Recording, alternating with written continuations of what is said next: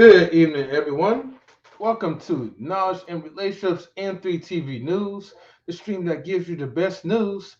This, this is your boy M3, and I have First Lady Tammy with me. Hold on, let me switch myself up real quick. I don't know what's going on. There we go. Now it's looking better. But anyways, how you doing, First Lady Tammy?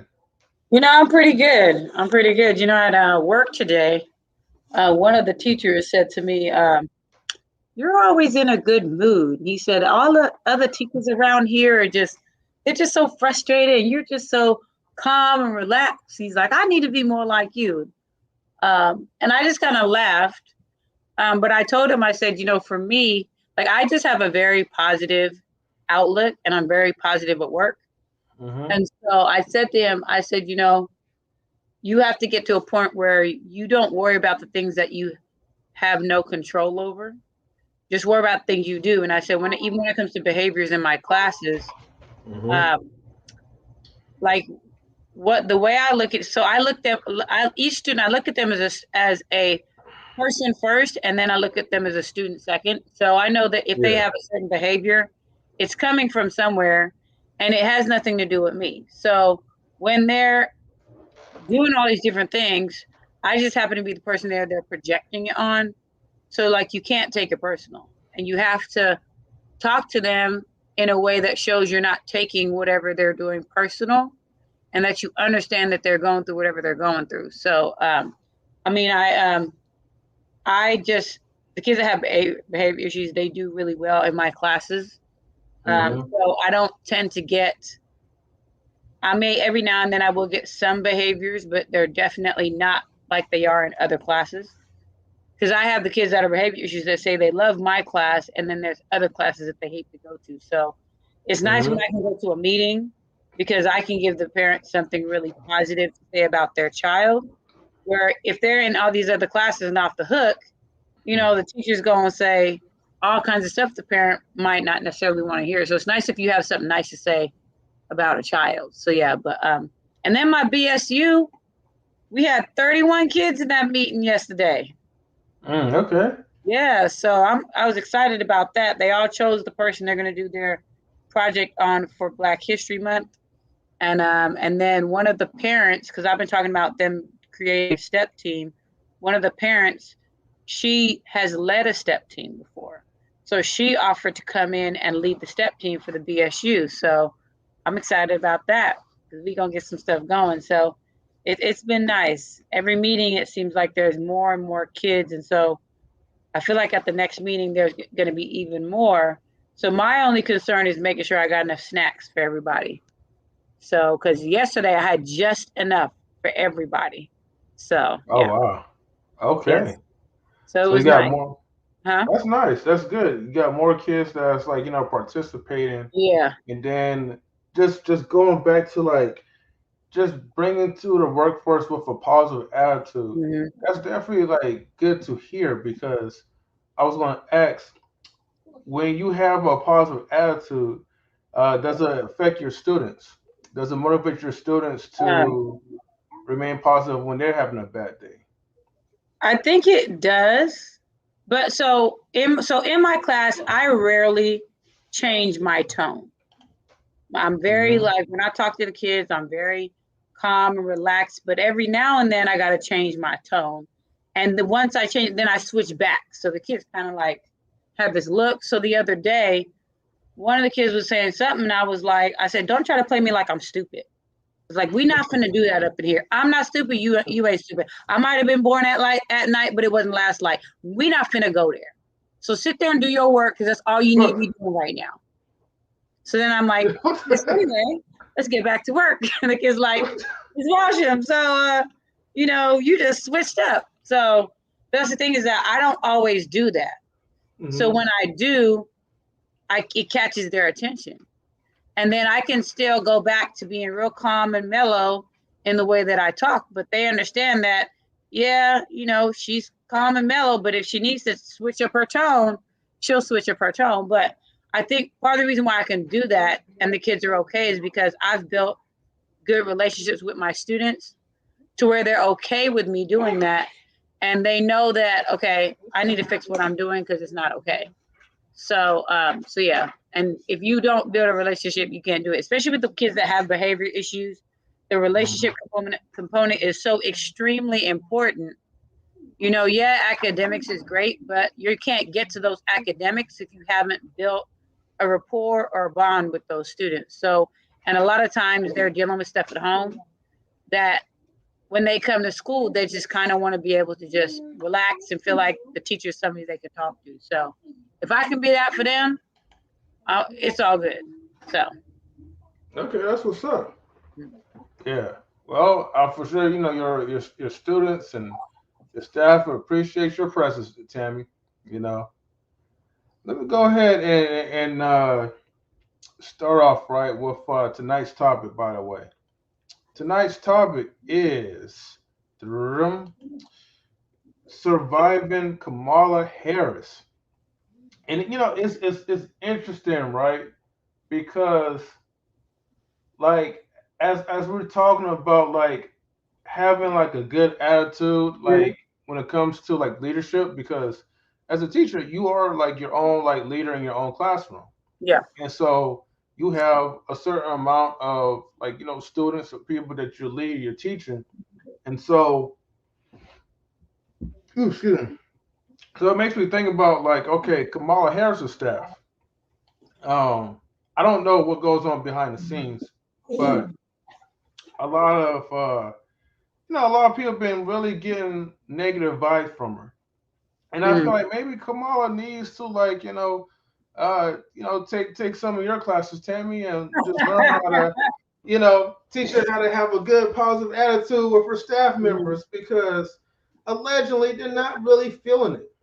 Now, keep in mind, this is all I still call it like rumors because it's not proven, it's not true until like it's coming out of her side of the story. But from what allegedly what we've been hearing was that she wasn't really like very kind to the staff that she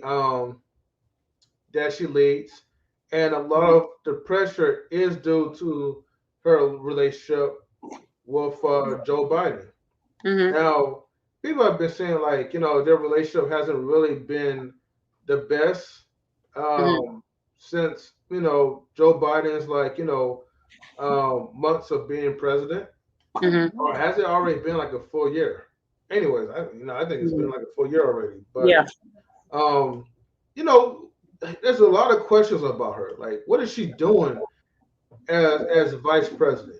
People are saying she's not really doing anything at all. But then again, it's like, have you ever really seen a vice president really kind of step up to the plate like that? Anyways, who was the vice president for Barack Obama? I'm trying to remember. It was Joe Biden. Joe Biden was the vice. Oh damn. Okay. He said, "Oh damn." Well, see, okay. Well, think about this, right? Okay, Joe Biden was Obama's like vice president. However, have you really even heard about him that much? Like, like during like Barack Obama's like presidency. Have you ever even heard much of him like, taking any initiative or seeing him much on the limelight? It was mostly just Obama and Michelle, First Lady Michelle. So the thing is, I'm not surprised that you're not going to really see or hear much about Kamala Harris. Right. I know you want to say, Kamala Harris or whatever, but I usually call her Kamala, whatever, right? I think there's like an expectation due to her being the first female biracial president. So, although a lot of people want to classify her to be fully black, but in reality, Barack Obama was never fully black himself. So, I'm just throwing it obvious. Yeah. What's your thoughts about that, First Lady Tammy? So here's the Here's the interesting thing is, first of all, a lot of people don't even know what the job of the vice president is, just in general. people have this idea of what the vice president is supposed to do. That's number one. If I really think about it, I don't remember Joe Biden really doing anything when he was in office. Like I mean, you would see him when him and Barack Obama had a really good relationship. But you didn't really hear about him really doing much. So I don't know, like, if it's because of who she is, as far as she's a woman and she's a woman of color, there's an expectation that she's supposed to do certain things. When in reality, the vice president really doesn't really do a lot unless, and this is just my thinking, is that the purpose of the vice president is that if the president has to be out of their position, then the vice president takes over. So they're pretty much shadowing the vice president in a way. So you're looking at what he does, how he does his job, just in case you got to step in that position, you know what to do and you ain't got to ask no questions. But I think that there's an expectation that Kamala Harris, that there are certain things that she's supposed to be doing that she's not doing. So you hear people say, well, what is she doing? What has she done? Well, the thing is, like, what is she supposed to do? Like, my thing is, I haven't really, that's the thing, you don't really hear a lot about the vice president doing this and the vice president doing that. You don't really hear a lot about that because I don't necessarily think that's who people are looking for to do certain things. They're looking at the president because the vice president can't make no decisions. The vice president has no control over any, I mean, the president himself really has limited amount of power, even though people act like he has all the power in the world. Even his power is limited. So the vice president doesn't really have any power to do anything. They can't enact any laws. They can't make any changes to anything. I mean, they can make appearances and be at press conferences, things like that, but there's really not a lot that I can think of that there's an expectation. I do think that when you are in a position of power, because being vice president is a position of power, some people don't handle being in that position very well, and some people don't handle the person being in that position very well. So you may think a person should do certain things, and when they don't do it the way you think they should, then you're not happy and you're ready to go. So it's almost like you have to wonder, what is the people that saying they don't like her, what is their expectation of her? What did they expect from her before, and now that she's in that position, what are they expecting of her? So that's the thing, is that when you get in a position of power, you have to do certain things a certain kind of way because of the position you're in. And not everybody's going to like the decisions you have to make. But once again, I've said it before, even when it comes to the president, that not everybody's going to be happy. So there's going to be some people that are happy and some people that are not. People that say that she's not like a great person to work with. Well, a lot of times your boss is not a great person to work with. A lot of times your boss does things that you don't like. It's a matter of, is what the person doing, is it morally right what the person is doing, or is it immoral what the person is doing? If it's just what they're doing, you don't like it because of whatever the reason, then that's one thing. But if they're doing something that it's morally right for them to do it, but you just don't like it, then that's a different story. So it's just a matter of what they're doing. Why is the reason that you don't like what they're doing? And what in reality is she supposed to be doing as vice president, besides shadowing the president in case she needs to step in? Because I think she did that because he had to go for, I think, some medical testing or something. He had to get a physical done. Yeah. And so while he got a physical done, she stepped into that position. So, but yeah, I do think there's a lot on her head right now because of the fact that she's the first woman in that position. She's the first woman of color in that position. So I feel like there's an expectation that, okay, she's a woman of color, so she can do all A, B, C, D, E, F, G, when in reality, I mean, how much power does she really have? That's the question we need to ask. Before we say, okay, she should be doing this and that and whatever. Like, how much power does she really have? I mean, she can tell the president, well, I think we should do this, but he can say, hell no, we're not doing that. And then that's it, because that's her boss. So that's the thing, is that when you're on the outside looking in, you don't even know what goes on behind closed doors it is a bunch of rumors as far as people say, well, she's like this and she's like that. Because a lot of times when somebody says, oh, well, she's doing this, and then you hear from the other side, no, that's not what it was. It's like, okay, hold on. Now we hear from the other side and we see it isn't what it is. So her power is limited even more than his is. So that's why when it comes to, and as much as I don't like Trump, and I happily voice that I don't, even with him, you know, there were probably some decisions that he wanted to put through and they were like, no.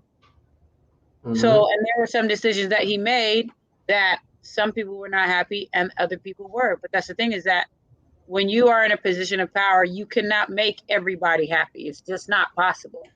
You got to pick who you're going to make happy and who's not, whose happiness you're not really going to worry about at the moment. So that's just my thing. Like I said, is what exactly is she expected to do besides shadow him in a way, and see what his position is and what he does, so she knows what to do if she has to get in that position. Because like I said, with Joe Biden, you didn't really hear a lot about him doing anything as vice president.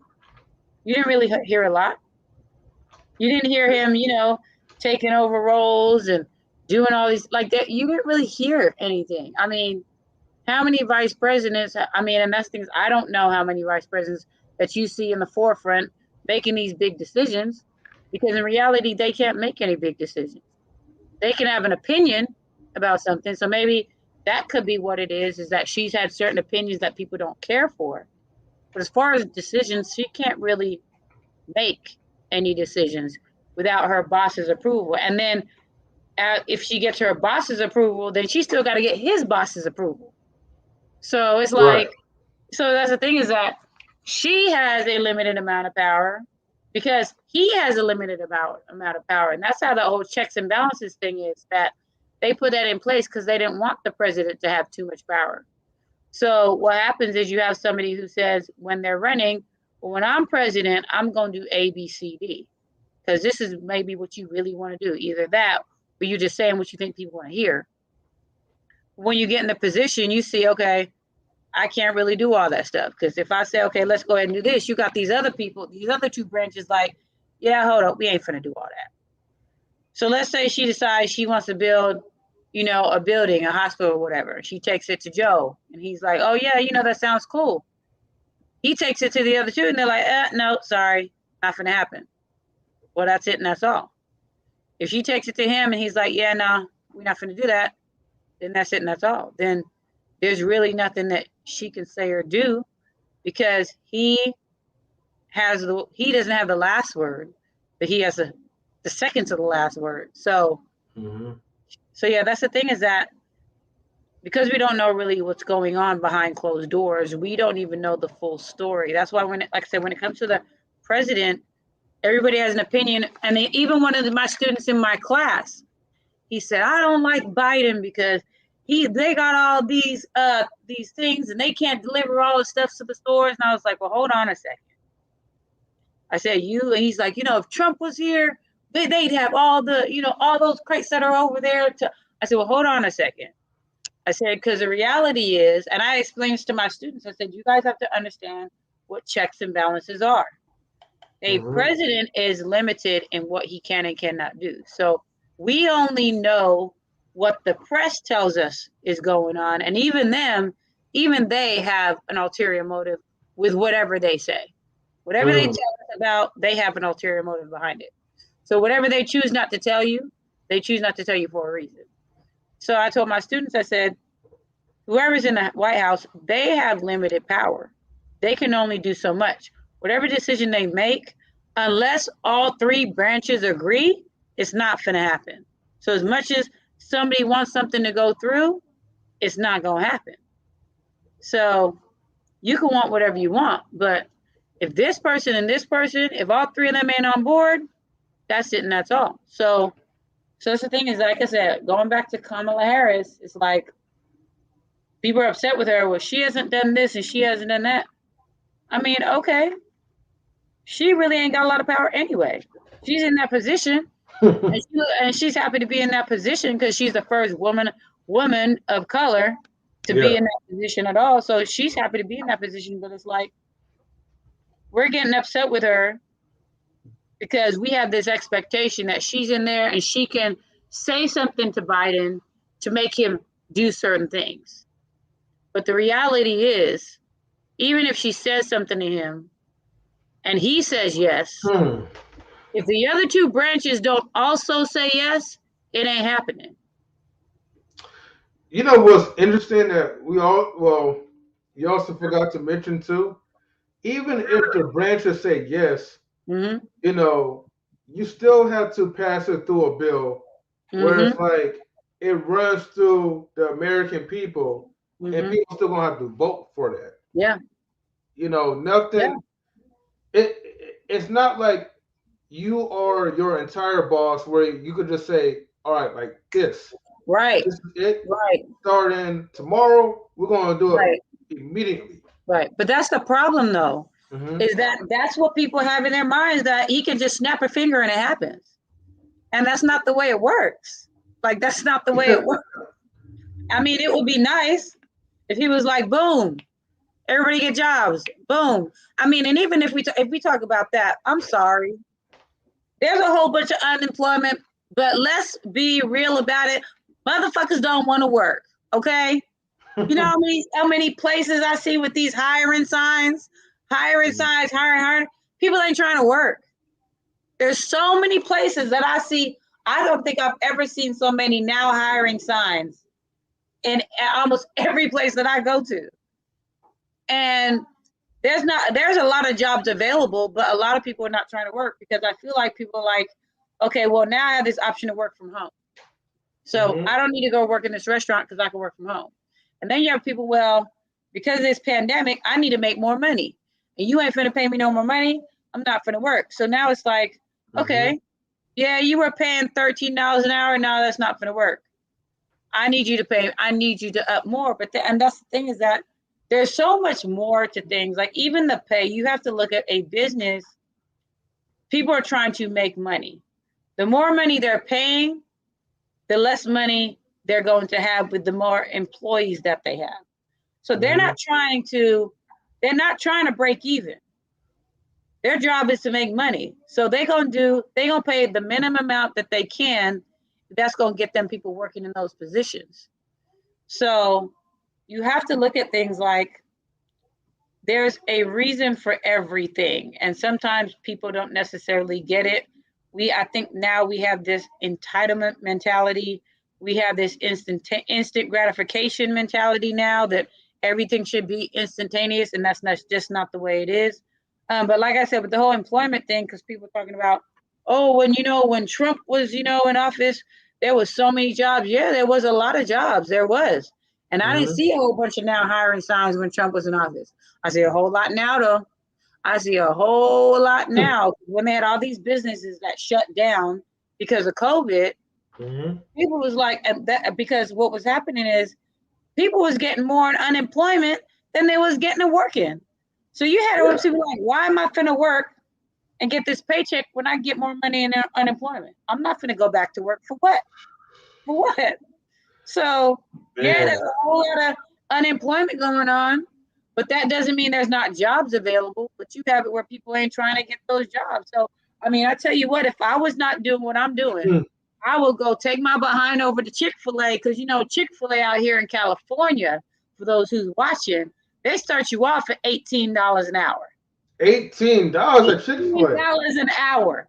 So What I the- will happily go to Chick-fil-A, stand out there. Hi, can I get your name for the order? What can I do for you today? $18 an hour? Oh, absolutely. Yes, absolutely. They got a big red sign when you go to the drive-thru. Starting wage, $18 an hour. And so But too that's the bad thing, that is free that, money is better though for the American people. you said And what? I said too bad free money is better. It's better for the American people. It's Yeah. funny that you mentioned that because boy, that year was it was a hell of a year. I ain't gonna Mm-hmm. lie. I Mm-hmm. mean, look, I mean, we was like one of the people that was getting like cash out as well too, especially Mm-hmm. through like our own like district. So Mm-hmm. I was grateful for that time being. But man, I felt bad for the ones like who had like second jobs and Mm-hmm. we're chill at home, like plan our vacation, like going Right. out, cashing Right. out, get more money than your secondary jobs, Right. and you're just like, damn, man, like you would have had to quit in order Right. for you to qualify. Right. So especially during that time.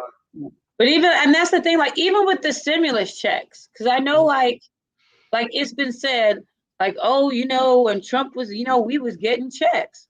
Well, you have to keep in mind that that's not just his decision to approve that check. Mm-hmm. All three branches have to say, okay, y'all, everybody can get those checks. That's the thing is that it's not just his decision the president, it's not just his decision when it comes to anything that has to do with the American people. So Mm-hmm. even with those checks, because I've been reading stuff that they're trying to get another stimulus check, since the people want another stimulus check. And you know why they want the stimulus check? Because people ain't trying to work. They want that stimulus check. They don't want no damn jobs. So the thing about it is, even with those checks that were coming out, Trump approved it, but he couldn't approve it if the other two branches didn't say yes. Yeah. So so Biden, he did one, and of course there's the child tax payment that be coming out every month. He happily did that, but that's even with that, if even if Biden would have been like, yeah, I think they need to get another stimulus check. If the other two branches say no, it ain't happening. Mm-hmm. So that's the thing is that I think just when it comes to the person who gets put in that position, people need to keep in mind that that is not the decision maker. He's not Mm-hmm. he's not the leader of the United States because he can't really make no decisions on his own. He has bosses that he got to deal with. And as much as they might want something, there has to be all three a consensus, just like with a jury. You can't have it where 8 out of the 12 say guilty and they say guilty. No. If all 12 don't say guilty, it's a quit. Mm-hmm. It's a quit. So with the government, all three branches have to say yes in order for anything to go through. So it's not the decision of the president, it's the decision of the government. So when things are not happening, you need to look at the government like you have the Senate. Things got to go through the Senate. And then if everybody in the Senate isn't agreeing, whenever there's all that disagreement, even something as simple as like when the government shuts down, that's because they cannot agree. Some people want this, some people want that. So that's the problem with things that don't happen, is because there's no agreement in the White House about what needs to happen when it comes to the American people. Because, like I said, not everybody's going to be happy. There's always going to be a group that's going to be pissed off because that's not what we wanted. He said he was going to do this. He's doing this for them.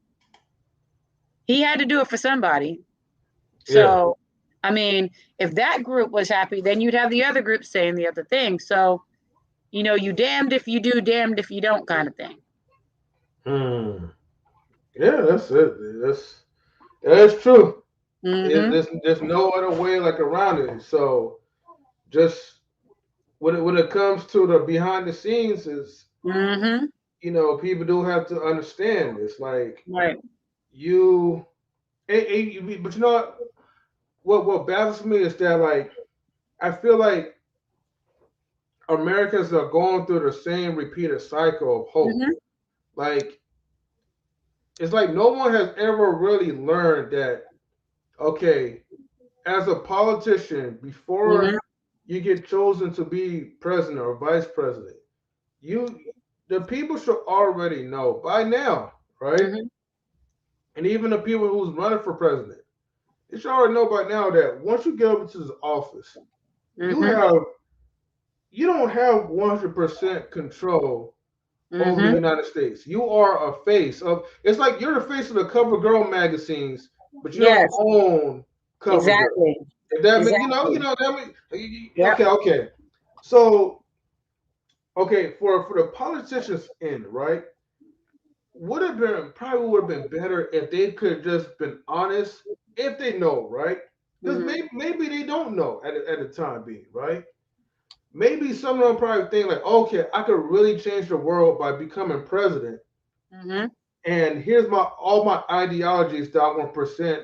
And as soon as I step myself into office, bam, I'm going to change the world instantly. As Mm-hmm. soon as they get into the office, that's when reality hits. Mm-hmm. Okay, Yep. that could be one. To give them the benefit of the doubt. Mm-hmm. Or okay, number two. Well, that's why I kind of feel like with Trump a little bit, right? But Mm-hmm. number two, um, you know, I mean, as a vice president, you should probably already know that there are certain limitations that you cannot Mm-hmm. do. Yeah. So you can't give the American people, hold on, excuse me, how about you can't give the American people all these broken promises, which I believe is why Biden came with the approach of, well, I work with a so-called black president. Well, Mm-hmm. let me rephrase my word. So a president I of work color. with a That's president of even color. That's easier. what I'm gonna say. Yeah. President of color, right? Mm-hmm. I don't want to get all PC about it. I work with a president of color, Mm-hmm. so I know how we can attract the American people to make sure that I have a chance to become president. Mm-hmm. So let me go and pick a woman of color Mm-hmm. because here's the thing. In reality, women do have a lot of power in this country, Mm-hmm. whether you guys know it or not. And so when you pick a woman, especially a woman of color, Mm-hmm. that's going to warm up to the black community, you know, um, because with the black votes, right? And that's Mm-hmm. why I say like voting does matter. You Mm-hmm. know, people, a lot of black folks feel like voting doesn't count, but your votes actually do count. That's Right. what helped them to get up in this office. We was like Mm-hmm. a majority of people who voted for him and Kamala Harris in there in office, Mm-hmm. and that's why you know they're leading at least like 80% of our country right now. Right. But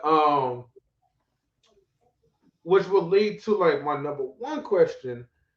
As soon as I could pull that up real quick, you But know, but here's one thing I want to say is like yeah, I find it interesting that people think that just because a person of color is in this position that they have power, but the reality is he is a woman of color around a bunch of people that are not people of color. hmm How much power are they really gonna give her? that's Like that's the they thing. don't, How much they power don't did they want them. gave Biden if he had any say so? Like that's the thing is like they don't want people of color to have too much power anyway. hmm So how much power do you really think they're gonna give up to her, a person of color, just because she's in that? And that's the thing. You have to think that there is always a reason for something. Always a reason for something because when it comes to certain things, things happen, and we as Black people we get excited. Well, not all of us, but some we get excited like, okay, maybe some things will change.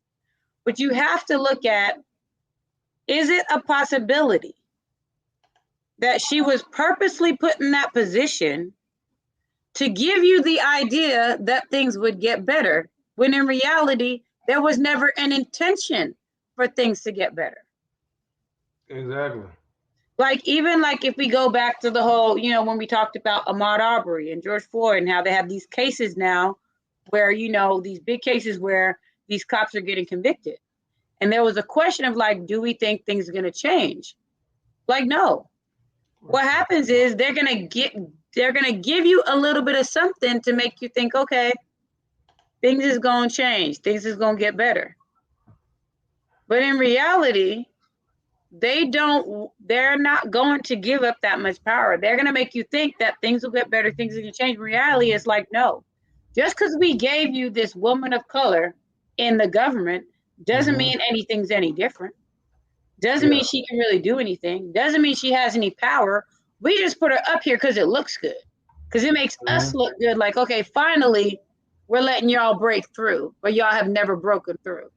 So it's like, we going to make y'all think a Yes. little bit. hmm And that's all we gonna give you is just this hope because we let somebody break through.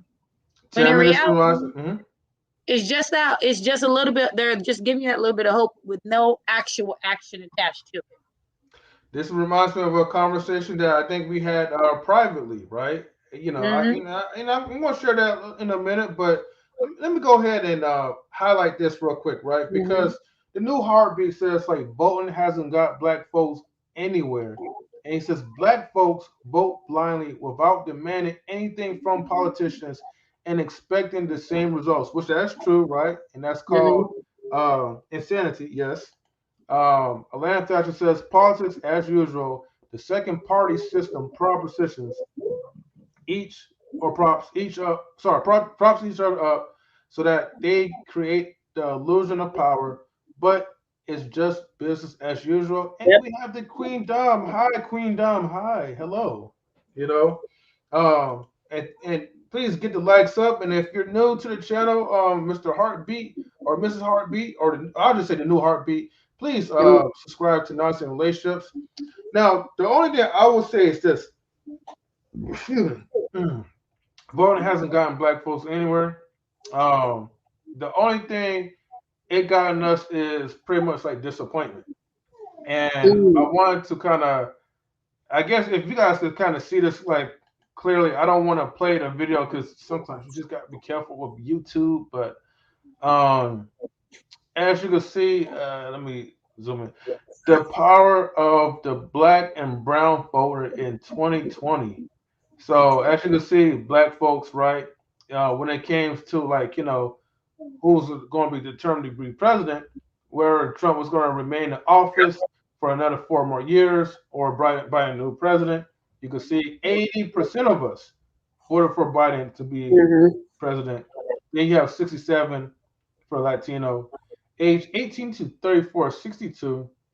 Women was 58%, and white people, no, white people with a degree, okay. White people with a degree, 53%. I'm kind of curious because I feel like I want to just play this real quick. Oh, okay. Hold on, let me see. This is I'm on the ad-free account. Oh, okay. Salute, CJ Cowles. I didn't know that was you. At first I was like thinking, was this Traveling Heartbeats? But it was like a new heart. Oh, no, not Heartbeat. Heartbreak. So, all right. Welcome, CJ Cowles. Okay, this is my ad-free account. All right. Well, thank you for tuning in. I'm gonna copy this link and I'm gonna post it on here. So if you want to hop in to have a conversation, feel free to. Shout outs to K Marion, thank you. Like, comment, subscribe, share, hit the notification bell, and to catch the episodes every time we go live. Okay. So, all right. I'm gonna just play this real quick, see what they're talking about. Hopefully I don't get no copyright strike. When you've got a health concern, they're searching the internet. Fair use. Science. Fair use. Fair use. Hold on. I'm just waiting for like the ad strike to go away. And let me put my fair use button up there so I can get ready. Give me about a second, y'all.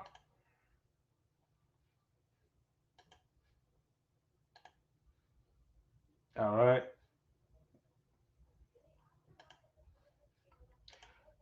Focus on white voters, but black and brown voters remain the bedrock of the Democratic coalition. Polling shows Biden besting Trump when it comes to black voters and Latino voters, as well as with women, young voters, and college-educated white voters. And those margins will be key to Democrats' chances in November. With me now is Kamon Felix. She's the Vice President of Strategic Communications for Blue State. Also with me, MarioMarion, National Political Director at Indivisible. All right, Kamon, you look at these numbers. Joe Biden is doing well with those groups, or at least he is doing better than President Trump. That's not really a surprise, and that's not really the conversation, because all of this comes down to the margin, right? How much he is winning those electorates by. And there are a lot of people who are worried that he is underperforming with Latinos, that he is underperforming with Black voters. I wonder, when you look at those numbers, what jumps out to you? And also, let me make sure I skip forward. Their minds about Joe Biden. But what we're not thinking about are non-voters who are largely young POC who are going to be the difference in this election, because winning comes down to getting them to the polls. And they're looking for proof that Joe Biden can be the candidate with a platform that meets the demands of the moment. I'm talking about demands like ending mass incarceration and state-sanctioned violence. Until they see more of that from him, he's going to continue to face this trouble with the margin. And okay. So I just wanted to play that like real quick. But even though this is like an old video, but as you could kind of see, like, you know, that's what we're looking for. Our expectations is that, oh, soon as we like just vote for somebody in the office, this person is going to, like, you know, pretty much change all of our woes, make everything go away, like, you know, decrease all of our problems. And that's where I could see where, you know, the new heart, you know, where CJ Kyles could come from, like, hey, you know, we vote blindly. We don't really take the time to, I won't say we don't take the time to do research, but I feel like we're very lazy when it comes to doing our research. We're just more in open arms because we just want to just accept anything that has some drop of color in them. And we just feel like a woman like Kamala Harris is just going to like fix all of our problems, and it will make Biden seem a person who just all in for Black folks. But then yet we get mad because our expectations are crushed because they're not meeting their expectations fast enough. Where you have stuff like, you know, reparations, like, you know, for certain like, you know, nationalities, or you have like the Asian hate bill, but then you don't have nothing for Black folks. And they're just like, okay, well, what about us? We're the main ones that voted you into the office, but then yet, you know, we're not getting anything in return for it. And I think that's where people are like demanding more for reparations that they're not going to really get. Real quick, I have to leave to go do the thing with my daughter. But when we're done, I'll come back. If you guys are still on, I'll get back on. Yeah, we'll probably be on like maybe around close to like 8 o'clock at least. Okay. All righty. Bye, you guys. I don't know. You ain't gonna shut yourself out, Tammy? Oh yeah. You can find me on Instagram at First Lady Tammy 916. You can find me here on Mondays, Thursdays, and when we're doing Ladies Night. But other than that, make sure you like, subscribe, and hit the notification bell. So sorry, I'm rushing. I gotta go do a skate fundraiser thing with my daughter. So that's where I gotta go. Sorry, guys. Now we appreciate you, Tammy. Thank you for tuning in. Okay. Let me go ahead and introduce, like, you know, the other crew. We have the Queen Dom, whose show's coming up this Saturday, okay, at 12 p.m. And then we have Mr. If You Know, Now You Know. I'm not for sure if you're on the phone, but I want to do the da-da-da-da chant. Mr. If You Know, You Know, like, you know, are you able to talk for a minute? Or are you on the phone? What's going on, everybody? You know what I'm saying? What's up? Hold on. Hold on. Oh, okay. Hold on.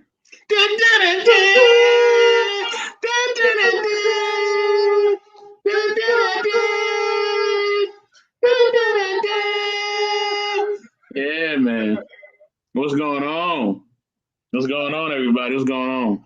Nothing much, man. You guys came like right on time, you know. Hey, Dom. Hey, Dom. Hey. How are you doing tonight? Did you just put me at the bottom? That was so mean. I'm trying to keep a fair balance, you know. I'll switch you up every now and then. But what's been good with the Queen, Dom? Oh, nothing. At work, half tired, half sleep, waiting to get off.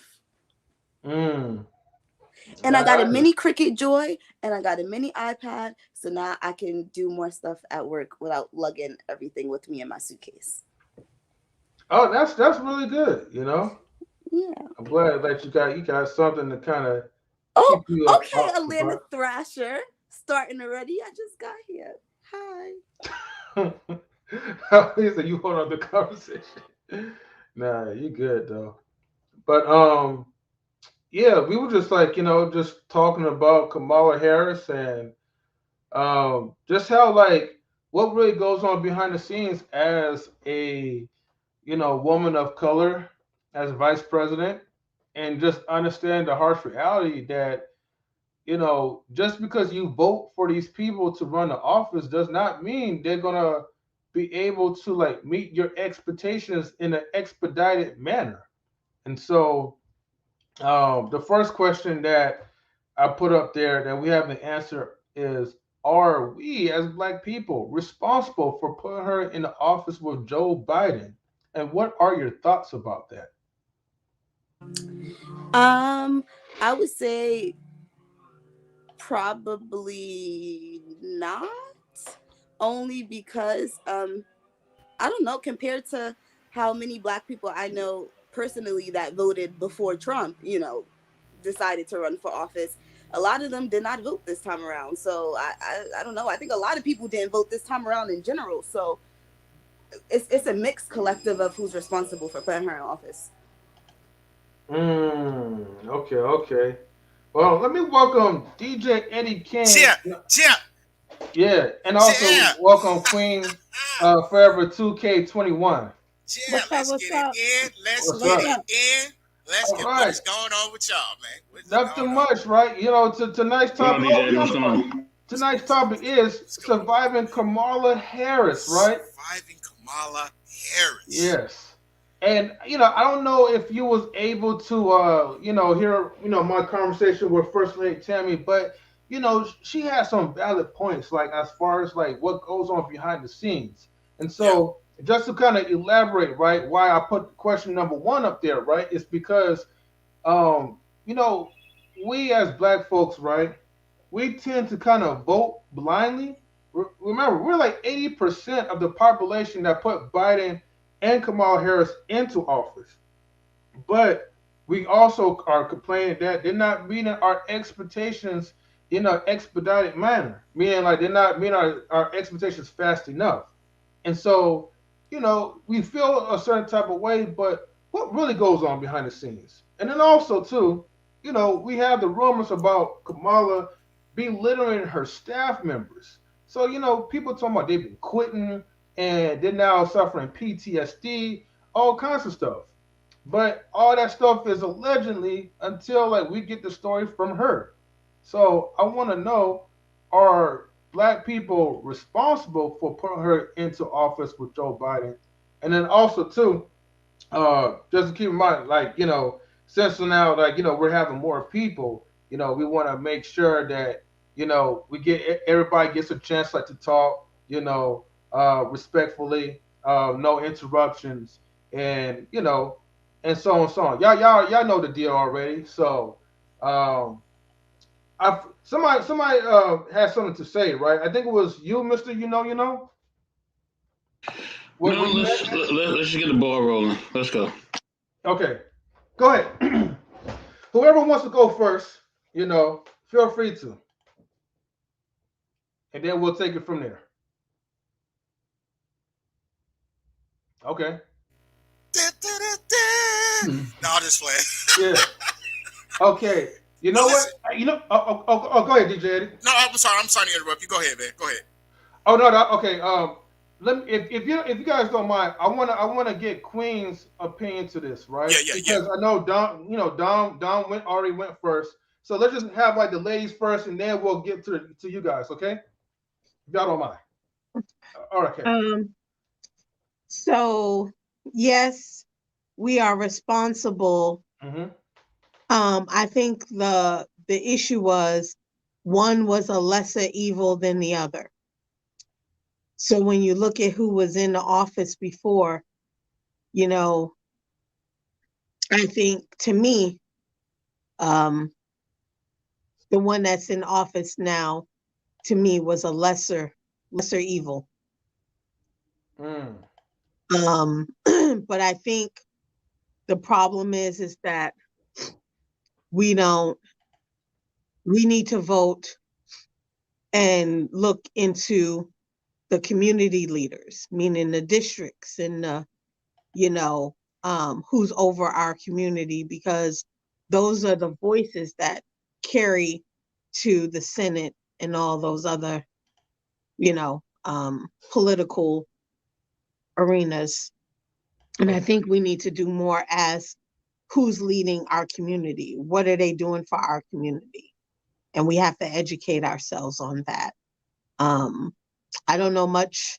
I know Kamala Harris has done a lot in the community through her history in politics. But she has a boss, unfortunately, and I don't know what her attitude is like or how she's coming across to her staff.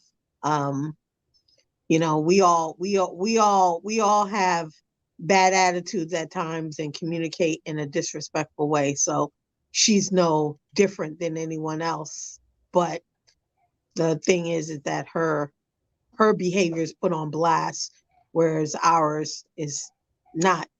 So, or it's magnified. So yeah, we did put him in the office, and I think, like I said before, it was when you look at what our options were, one was a lesser one than the other one, because I know a lot of people wanted, what was the guy's name? What was it? Sanders? What was his name? The older white guy Bernie with Sanders? the glasses? Yeah.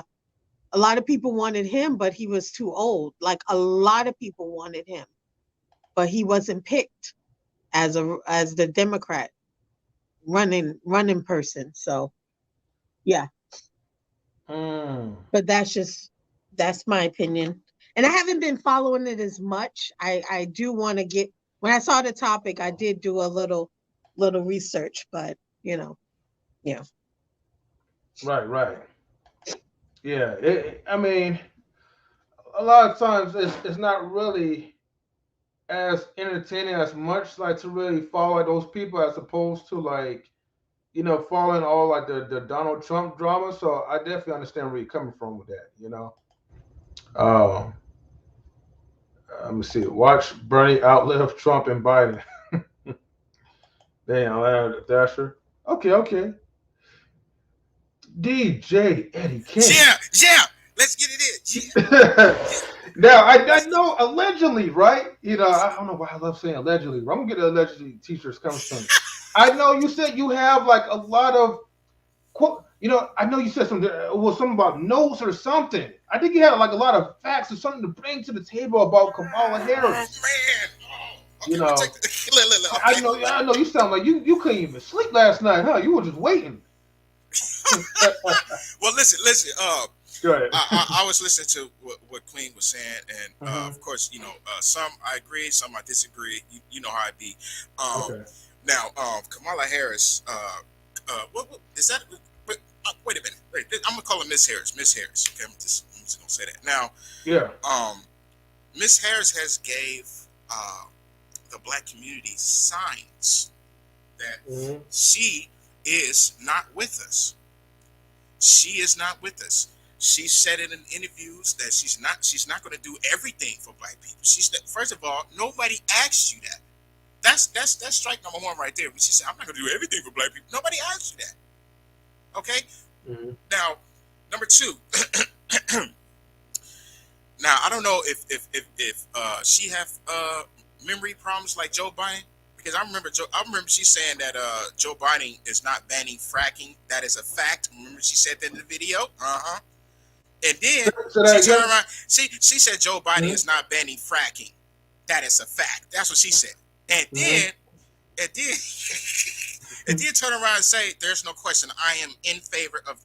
She said, "I am in favor of banning fracking." Wait, what? You said fracking? Wait, what's that? So that's basically, let me see. That's like, okay, let me say, she's basically banning red meat, plastic straws, oil, gas, and a whole bunch of other stuff that's with it. So she wants to ban all of that. Okay. Now, then she turned around and say, "There's no question. I am in favor of banning fracking." Then she said, "Joe Biden is not banning fracking. That is a fact." Which one is it? Which one is it? And then she get on television and say, I've never smoked weed. I've never smoked weed in my life, right? Then she get on Breakfast Club and say that she did. I used to smoke, but she started laughing. I used to smoke weed a long time ago. What is wrong with you? And then and this the thing, right? It's not about lesser evil, nothing like that. Black folks voted for her just because she was black. That is it. I've heard a lot of black folks say, listen, I'm not into politics like that. You know what I mean? I don't really care, but I'm voting for her because she's black. I don't know all the extra stuff. I don't even care. I said, well, you're not going to dig into her information. No, I ain't got time for all that. I ain't got time for all that. I'm going to be doing all that. I'm just voting for her because she's black. That is it. I'm not even into politics like that. A lot of black folks say this. They say this. Just like President, just like Obama, you know, said, don't get me wrong, I voted for him because it's these. Listen, you know, I just felt like, okay, let's just get somebody black in the office real quick. You know, let's just do that first. Then we can worry about the extra stuff. You know, because he was the first black. Well, honestly, he wasn't the first black ever, but I'm just gonna say he was the second. But let's see. That's the reason why I voted for President Obama at that time. You know, I'm thinking that, you know, he for the save us. He for the, you know, I'm thinking he's the Black Captain America or something. But now let me get back to Kamala Harris, man. So basically, there were hundreds and hundreds of people that were innocent that was in prison, and Kamala Harris tried to fight to the death to keep those innocent people inside of prison, even though there was proof that these people were innocent. Okay. So she tried to keep them up in there. Let's not forget about that. And then she gonna sit up and say, Kamala Harris gonna say, listen, if Joe Biden sends me the vaccine, I'll take it. But if Donald Trump gives me the vaccine, I'm not taking it. What is the difference? You act like Joe Biden and Donald Trump is making this vaccine themselves. They're not even making it. It's the same damn scientists, the same damn doctors that's been doing it. It's the same damn doctors, same damn scientists. It's the same damn people. So what is the difference if he send it to you or not? What's the difference? That right there, that's stupid. That right there, she just wanted the people to not vote for. She wanted the people to look at Trump like he's this extra bad guy or whatever. Listen. All these people that claiming that Trump is this, Trump is that, Trump is racist, and all that type of, they getting it from the media. What this channel was saying, what that channel was saying, what this channel. You never actually heard Donald Trump say anything like that out of his mouth. You know what I mean? You never even heard it. And then they talking about, okay, well, you know, there's interviews. What interviews? I've been looking up these. What interviews? What are you talking about? I haven't even found that yet. But but back to Kamala Harris. Listen, she is not with black. Just because you see her marching with a bunch of old women in the middle of the street, that don't mean she with us.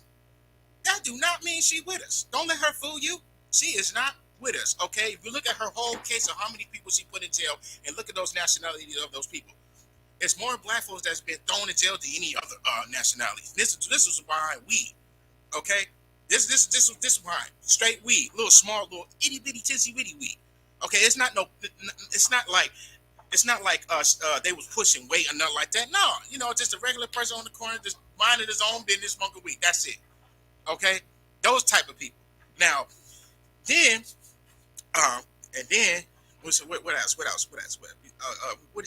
did she do? I think she supported tax. She supported taxpayers funded health care for illegal immigrants, right? So that's another case. That's another case. What else? What else did she do? Now I keep giving these people black folks sign that she's not with us. That's just like, you know, listen. For example, Lil Wayne. Lil Wayne already told you straight up how he felt about Black Lives Matter, how he felt about black folks. He'd already told you. Now, Lil Wayne didn't vote for Donald Trump because he thought he was going to be a great president. No, he voted for Trump because he thought he was racist. Lil Wayne does not like black people, just like Kamala Harris. And they tell you, then when they say these things, right? When they say these things, like in the middle of an election or whatever, we show these videos. And then when she get elected, when she becomes the vice president, like about a year or two and a half, year and a half later, they go back to the same video. Like, wait a minute, she said this? Man, that's the same video we showed you last year. That's the same. We just showed you about 10 videos of what Kamala Harris said about black folks, and then y'all now y'all starting to come around and say, "Oh man, I didn't see that." Yes, you did. That was all. That was everywhere. What are you talking about? Oh man, I didn't know. I shouldn't even vote for. What do you mean? The whole paperwork is right sitting in front of you. The whole videos is sitting in front of you. What are you talking about? And now y'all just coming around like y'all, that's crazy. That's crazy. Now, listen. I voted. I would have voted for Trump because guess what? Trump is bringing in that money. Okay, he bringing in that money. That's what he's doing. Okay. Now I've heard that Joe Biden had send a check out or whatever. I was told it's only for the people that had kids. Now I'm not really for sure on that, but I've met a lot of folks that at my job. They said that if you got kids, saying you're able to get that money. If you don't, you're not going to get. This is what they tell me. I'm not really sure on that. Yeah, but, I'm for sure First Lady Tammy will let us know when she gets her check. Yeah, but as far as Trump, if you got kids or not, here you go. There you go. But see, the thing is that it has to pass through. Like, see, the president himself can't. No, I know what you're gonna say. I know what you're gonna say. Yeah. Listen, no, they it's only certain levels of the decisions that you can make. Certain levels of decisions you can make. So the money that he sent out to us, Trump, was a decision. What I'm saying? They weren't tripping behind that. But then when it comes to reparations, they tripping. They're not giving us that. But when it comes to hallucination community, oh yeah, we can do that. So Trump actually spoke up about that too. By the way, he spoke. He's like, it's just like this. For example, we all sitting at the table. You know what I mean? I might tell M3 like, hey, M3, check this out. We finna go to the liquor store because they got over $500,000 up over there. But then, Queen might say, no, we might as well just go to the Bank of America right here. They got about $3 million up in here. So if I can't get Queen to go to this liquor store, this we can't work. It's not gonna work. It's not gonna work. There's no decision to be made. It's not gonna work. We ain't gonna do it. We ain't gonna do nothing. Yeah. So that's how that worked. Like with the president, you got the red team, and you got the blue team. If the blue team don't agree with the red team, we ain't getting nothing. Okay. You know what? I got something I want to show you guys, right? Because I know as we dive more into surviving Kamala Harris, right? You probably already have like your facts, right? That's lined up, DJ Eddie, right? I got some more. Yep. Yeah, but I also have an article, right? To show you guys. And in this article, right? If I bring you guys down here, this would probably make sense. Okay. So let me know if you guys can see this well, but it says Kamala's crimes against black people. 8 reasons why we should oppose Kamala Harris. Now, although at the time of this article was written in August 18th, 2020. So this article was written to try to warn black folks, right? Hey, be careful who you vote for. Matter of fact, let me put it this way. Be careful who you vote for. Because I know we don't do the research. We just get emotional because we look at this person of color as black. Okay? But you forget they're not really all the way black. And they're not really down for us like that. Are you guys ready for me to get narrow this down real quick? Yeah. I'm not going to read the whole entire article, but whatever is highlighted, I want to talk about this. Okay. Reason number 1 out of 8. Kamala Harris was the top cop of California. Basically, she was the person who pretty much supported police, right? Allegedly, according to this article. The racial police who have pretty much oppressed African Americans, who have dominated over us, and killed our people. With this understanding, we must recognize that it's contradictory to support Kamala Harris, who was labeled herself as the top cop of California. She functioned as a prosecutor from 1994 to 2011, where she significantly contributed to 2.3 billion people who are jailed or in prison in the United States. Okay? Reason number 2, Was his follow-up stat. Kamala Harris also locked up African parents because their child missed school.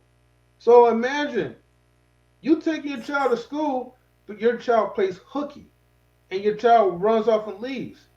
Now it's your fault, and you're going to go to jail because your child refused to go to school. You know, and this could be fined up to $2,500 or more, or face Wow. 1 year in jail time.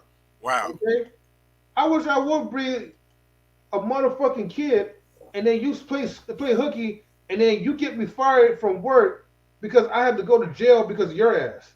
When I get out of jail, I'm whooping your ass with my belt. You know. But anyways. But that, I mean, I wouldn't even say it was the lady's fault. I wouldn't even say it was her. I ain't talking about Miss Harris. I'm talking about the parent. I wouldn't even say it's her fault, and that's we're doing way too much.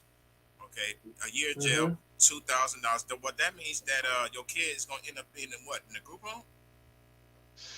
I guess so. You know, Because, somebody's got to watch them. Yeah, so like that right there was just doing way too much, man. Way too much.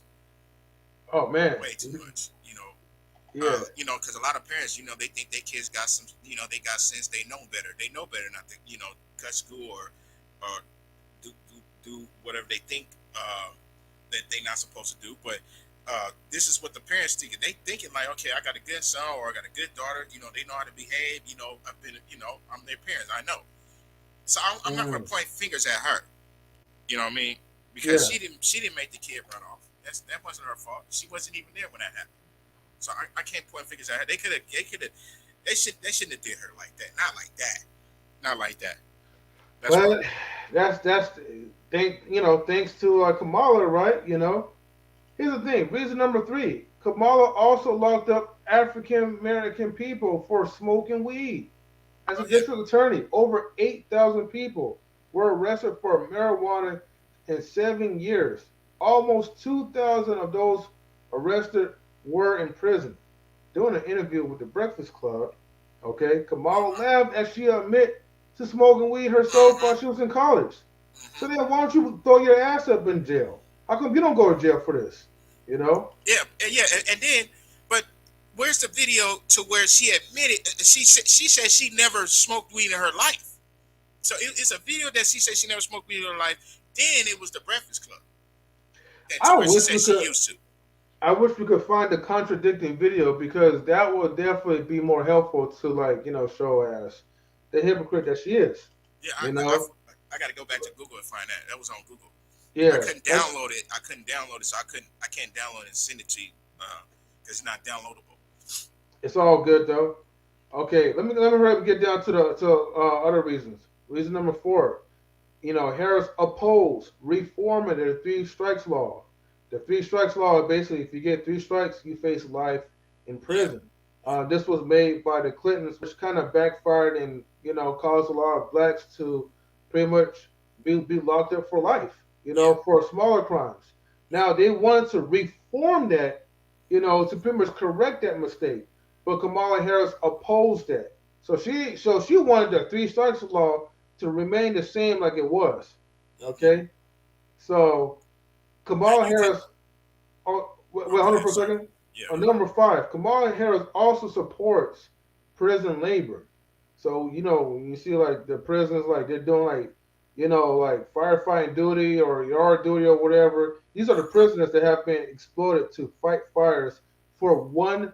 I was just finna get to that. Go ahead. $1 an hour, man. Like, you gonna risk your life for $1 an hour? Oh man, that's crazy. But she supports that. You know, I'm gonna get to the last 3, right? Because I know we don't want to hold up too much time. But Kamala supports the death penalty. Okay.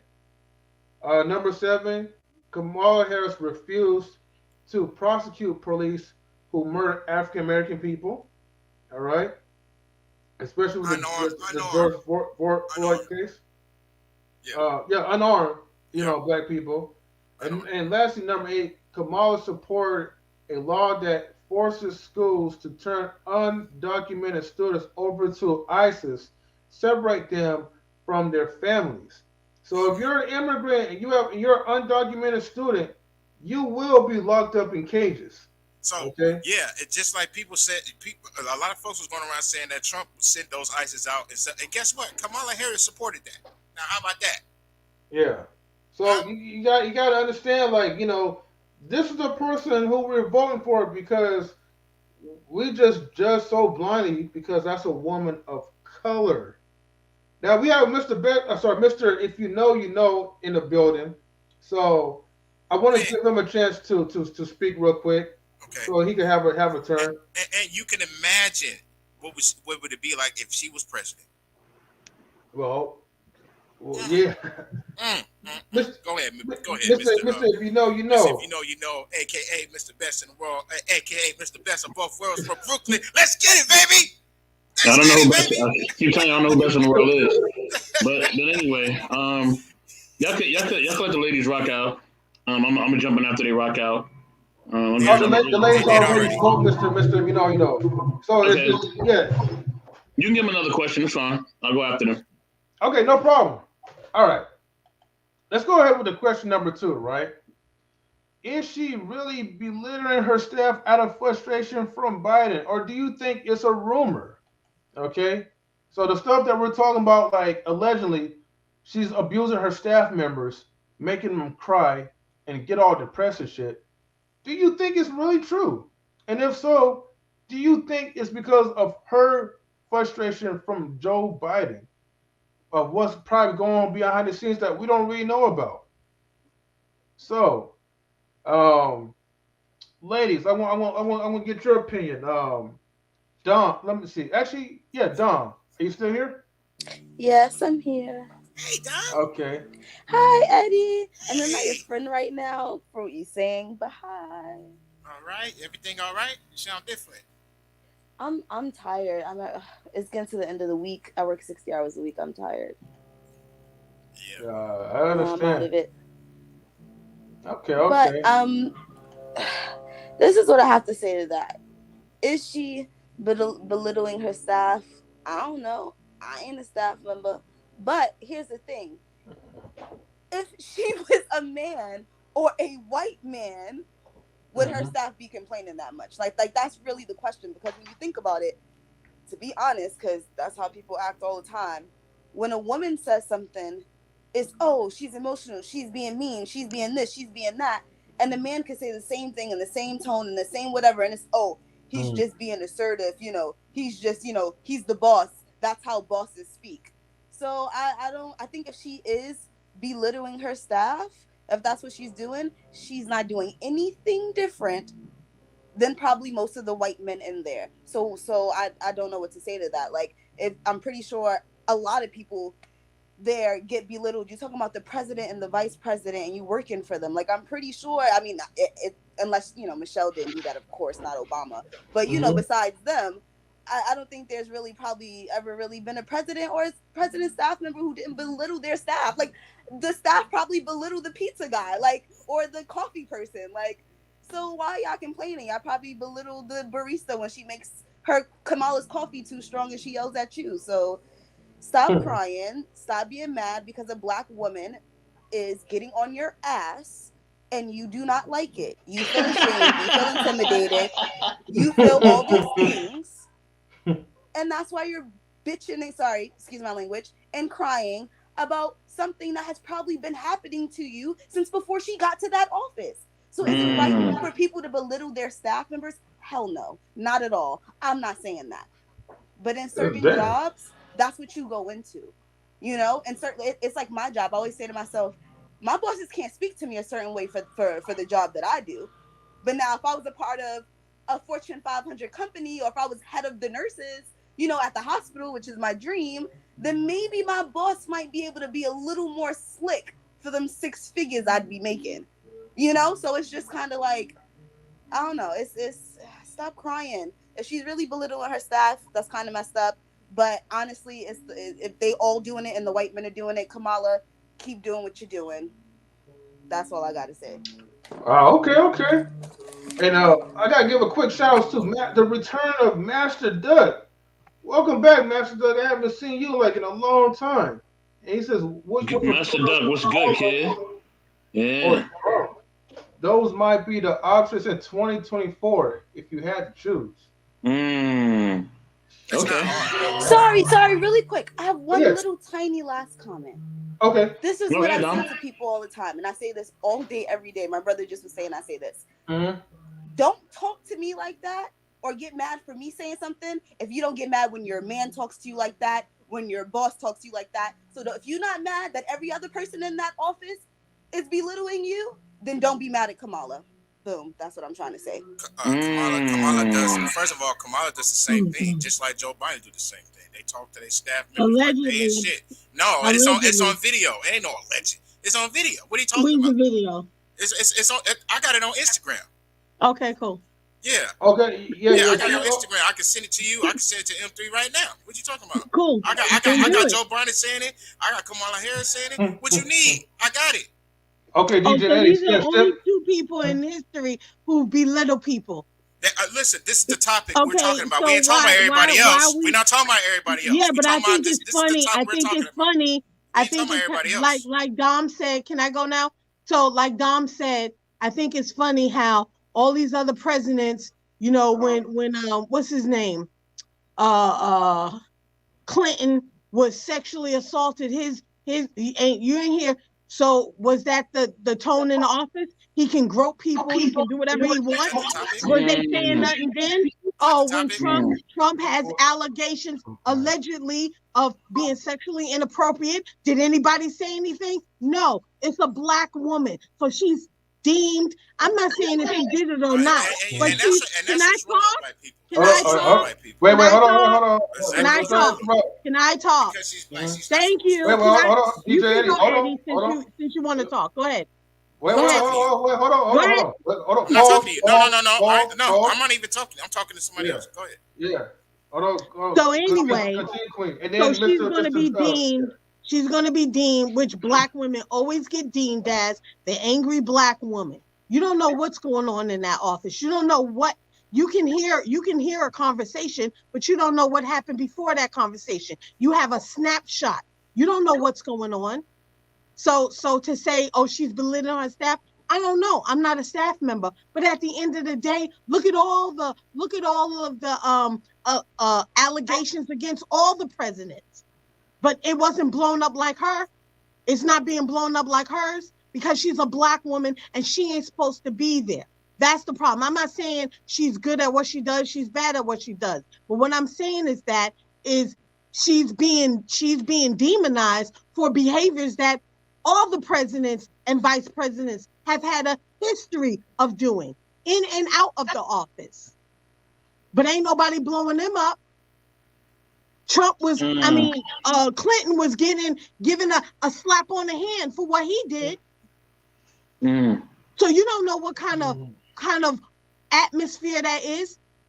You don't know what kind of atmosphere he set for the women in that office. But guess what? When that white man came in there, didn't nobody say anything about it. Now that a black woman's in there, everybody's speaking up like birds, like rats, like snitches. But when other people did it, nobody said anything. That's all I'm saying. I think it's funny how now all of a sudden everybody want to have a voice. Oh, I don't like, it's a toxic work environment. Also, when you were being groped and slapped on the ass, it was okay. Because it was a white man. So that's okay. When you being sexually saying sexual inappropriate things to you, it was okay because it was a white man. But now there's a black woman being assertive in her role, allegedly, because I don't know, because I'm not there. She's being toxic. She's belittling me. Maybe she told you to do your damn job. Maybe you don't like that. You don't know what happened. All we know is even if you get a video of it, you only get half of it. You only get a snapshot. You don't know what's going on. People don't like to be corrected by black women, period. Period. White people do not like to be corrected by any black woman in power. I've seen it. I've witnessed it. We all know this. We're beneath them. And she ain't supposed to have that role. She ain't supposed to be in that position. That's all I gotta say. Okay. Can the people say amen? Can the people say Can I go? Wait, hold on, Mr. Gosh, Mr. You know, haven't went yet, right? Let him go. Let him go next, right? And then we will reply back to Queen, okay?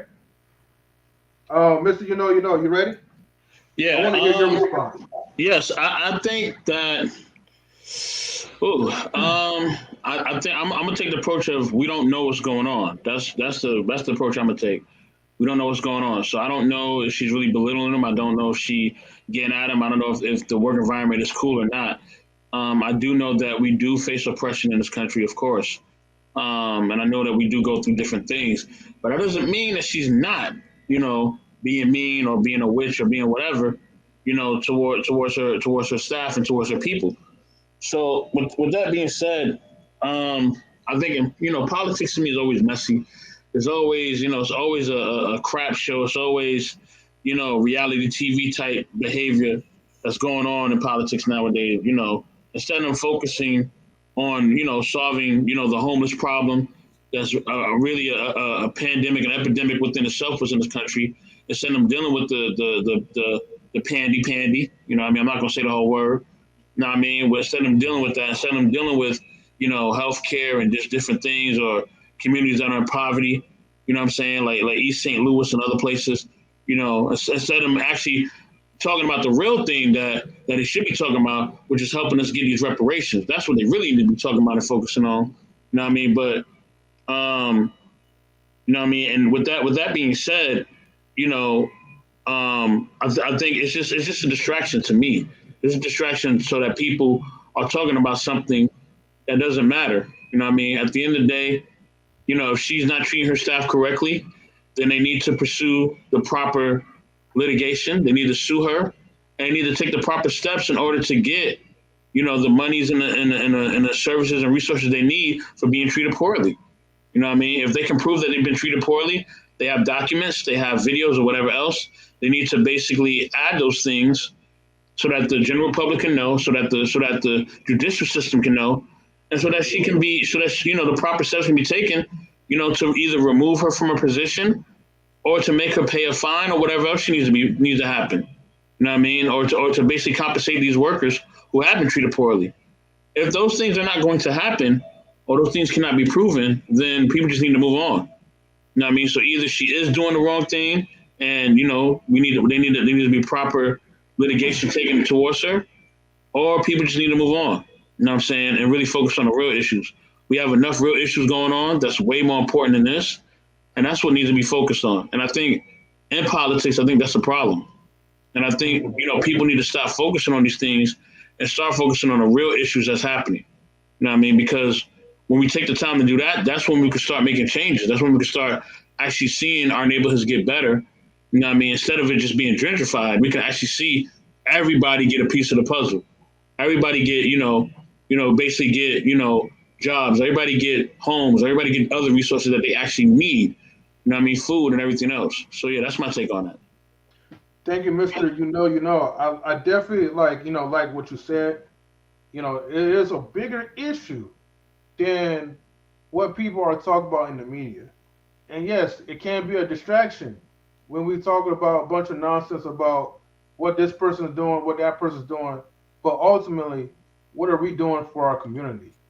What solutions are we coming up with to make sure that we find a fine tune and balance to empower our people, as opposed to trying to focus on a woman of color or try to focus on, the past relationships of what this president has done and what that president has done. And, on the record, not defending anyone, but, stuff that happened in the past was definitely a different timeline as well, too, though.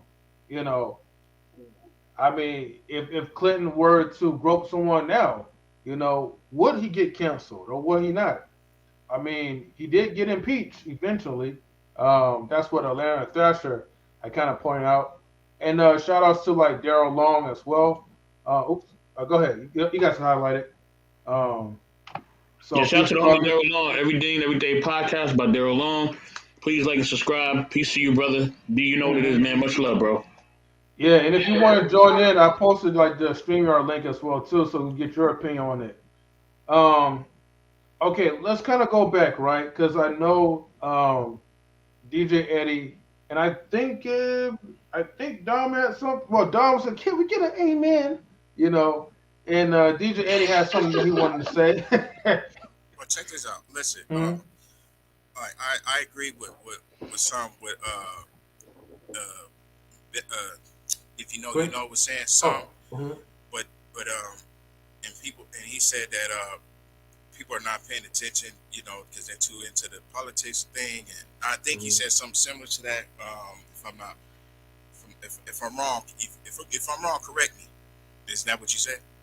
I just don't. Well, no, I was saying there's bigger political issues than this and that. If she is treating her staff poorly, they need to supply the right evidence so she can either be taken out of office, or she needs to compensate these employees for being abusive and being harmful. Yeah. Now, by her disrespecting her staff or her employees, she was doing it for the whole 30 minutes. Because I got the video, and guess what? She didn't know she was being recorded. She turns around and be nice to someone who's not underneath her. You know, somebody else, wherever these other guys was. She respect them, but turn around and disrespects her staff or employees or whatever. She turns around talking crazy to them. But this the thing. It's deeper than what people think. We can focus on what's around us all day long. That's fine, but it's bigger than what people think, and that's why the majority of us get into politics. So when Malcolm X said he wanted black folks to get into politics, was he wrong by saying that? Was he wrong by saying that? I think it's important to get into politics to see what's really going on, because a lot of people can't see. By you getting into politics, getting closer to what's really truly going on. I think that's important. But what I do is I go off by facts. I don't go by what niggas think. I go off by facts. Okay, for example, it's other like let's get on Clinton. Let's get on Clinton real quick. Now Clinton or whatever, you know, the man, you know, just like they were saying that we can't see what's going on and this, that, and the third, right? I can't see what's going on. I can't see what happened with Clinton. I don't know what happened, so I'm not going to speak on it because I don't know what happened. I don't know if the lady lied on him. I don't know if he did what he did was true. I don't know. But we do know what R. Kelly did because it's on video. We do know what he did. That's a fact right there. We talking about facts. I go off of what I see. I go off of what I hear, not for what people think. I go off of what I see. I go off by facts 100%. I don't care what other people think. If I see the video, if it's true, then I believe the video. That's just what I see. If I don't see anything, you know, if there's no proof, I'm not dealing with that. Okay? So what I'm saying is this, right? This is what I'm saying. Yes, we should get back to what's really going on right now, because right now it's a purge out there. It's a purge right now. It's actually happening, by the way. And I keep trying to tell people this is what's going to happen. Okay, It's a purge out there right now. It's dangerous. Yes, we should pay attention to that too. Yeah, definitely. We should pay attention to that. But as far as being into politics, I really feel that that's important. I really believe that's important. Now, the other guy said something about who do I vote for? Was it Kamala or Trump? But Kamala is a vice president. She's not. If she was a president, I would never vote for her. I would never vote for any woman, whether you blue. I wouldn't vote for no woman to become president, because y'all get too emotional. Okay, and that's just the facts. That's just the facts. I will vote for Trump just because I got checks in the mail. Just because he's not sitting up there just talking. He's sending checks. He's sending checks in the mail. He's sending checks. Excuse me, I'm talking. Excuse me, I'm talking. Excuse me, I'm talking. Excuse me. Now listen, I'm saying he's sending us checks. He said it was like far as the reparation, right? He said he was going to try to work something out or whatever. He said, listen, as far as us getting reparation, that's not going to happen, because you always going to have the blue team that's not going to give it to us. The red team can vote for it, but the other side is not going to vote for it when it comes to us. But when it comes to any other nationality, okay, 100% they go get it. We're not going to get that. We need to stop looking for that.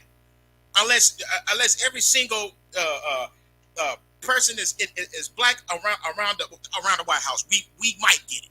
That's a might. That's a maybe. Okay. Now I don't think we should focus on that. That we're not getting that. Maybe till like another 200 years. We ain't getting that.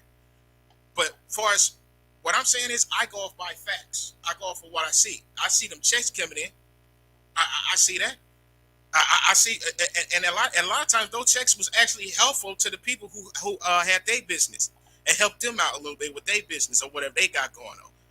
Okay, a lot of folks spoke about this. Now, I'm not going to. Now, as far as Donald Trump, or the things that he was saying on video or whatever, Donald Trump was talking just like the rest of the cats talking down in the hood. They talk the same way. They talk the same way. Okay, so I'm not gonna bash him for what he said about the women. If the women look good, she look good. If she got a fat ass, then she got a fat ass. Okay, that's how men talk like that. They talk like that every single day down the hood. What are you talking about? And then but see, this is my point. This is what I'm trying to say, right? What I'm trying to say is this, right? Now, let's get back to Kamala Harris. I got the video when she was talking shit to her staff. I got the video. All right, for 30 minutes. For 30 minutes. None. The same thing with Joe Biden. Joe Biden didn't even know he was being recorded. I got that too. He didn't even know he was being recorded. See how he talked to his staff workers or whatever? He talked to them like shit. They treat their people like shit. And he's a white guy. I can say the same thing for him. He treats people like shit, just like Kamala Harris. It's the same way. But let's be fair. I'm not listen. Kamala Harris, first and foremost, right? She need to get her act together.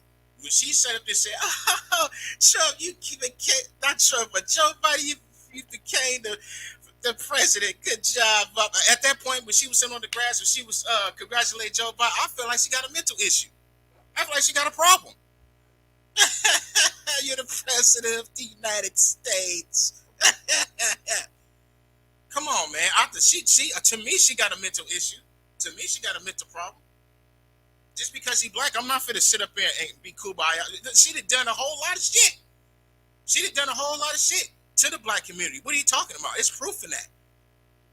It's proof in that. She's like, what, 1,900 folks to jail behind some weed? Come on, man. Yeah, that she smokes too. That she used to smoke. Like, come on, man. That's petty. And that's another reason why she can't be president. I really feel no woman can't be no president at all. Not even vice president. But that's my take on that. Let me just say this. We do want to be respectful to women with our language on here. You know what I mean? We don't want to talk about women's body parts saying they have a fatty and all that. Like, let's keep that, PG. Listen, so you said it too. You said it too. You remember? Hold on. You know what I mean? We don't want to objectify, because we do have women on here. So we just want to be respectful of the women on here as well. You know what I'm saying? And just be cool with that. So, we do know that people do speak like that. You know what I mean? But we don't want the women to feel any way about that. So you speak like that. You spoke like that in a few other videos. What are you talking about? Now you're trying to tell me I should watch how I speak? That's crazy. I never said a woman had a fat behind. I never said that. You never said that. No. Can we get back on the topic? Wait. Okay, hold on. Let me intervene in this part, right? I hear what both of you guys are saying, right? Although we do practice. Oh, okay, she left. We do practice, right? A freedom of speech and opinion to it, and expression. I understand where DJ is coming from. He is at his own right if he feels that, in his personal opinion, that a woman should not be president if there's like valid reasons. However, people do have a right to also disagree, because who am I to say who cannot be president and who cannot be president? I think what Mr.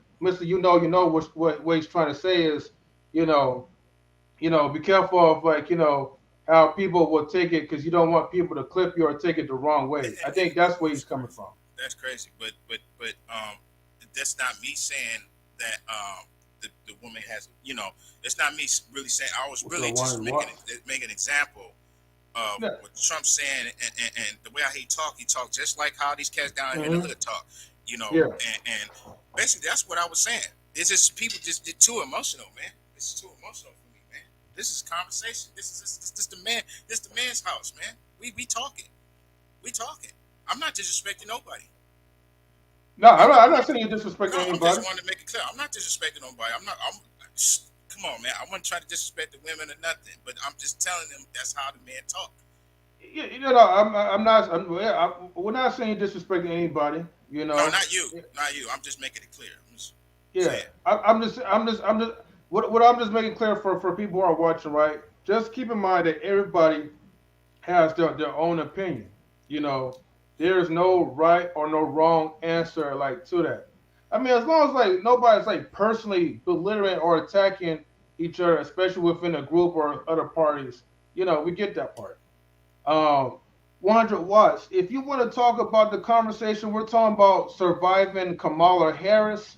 Feel free to join in. Thank you for tuning in, my brother. Definitely appreciate it. So, posted the link up here, if you're available. So.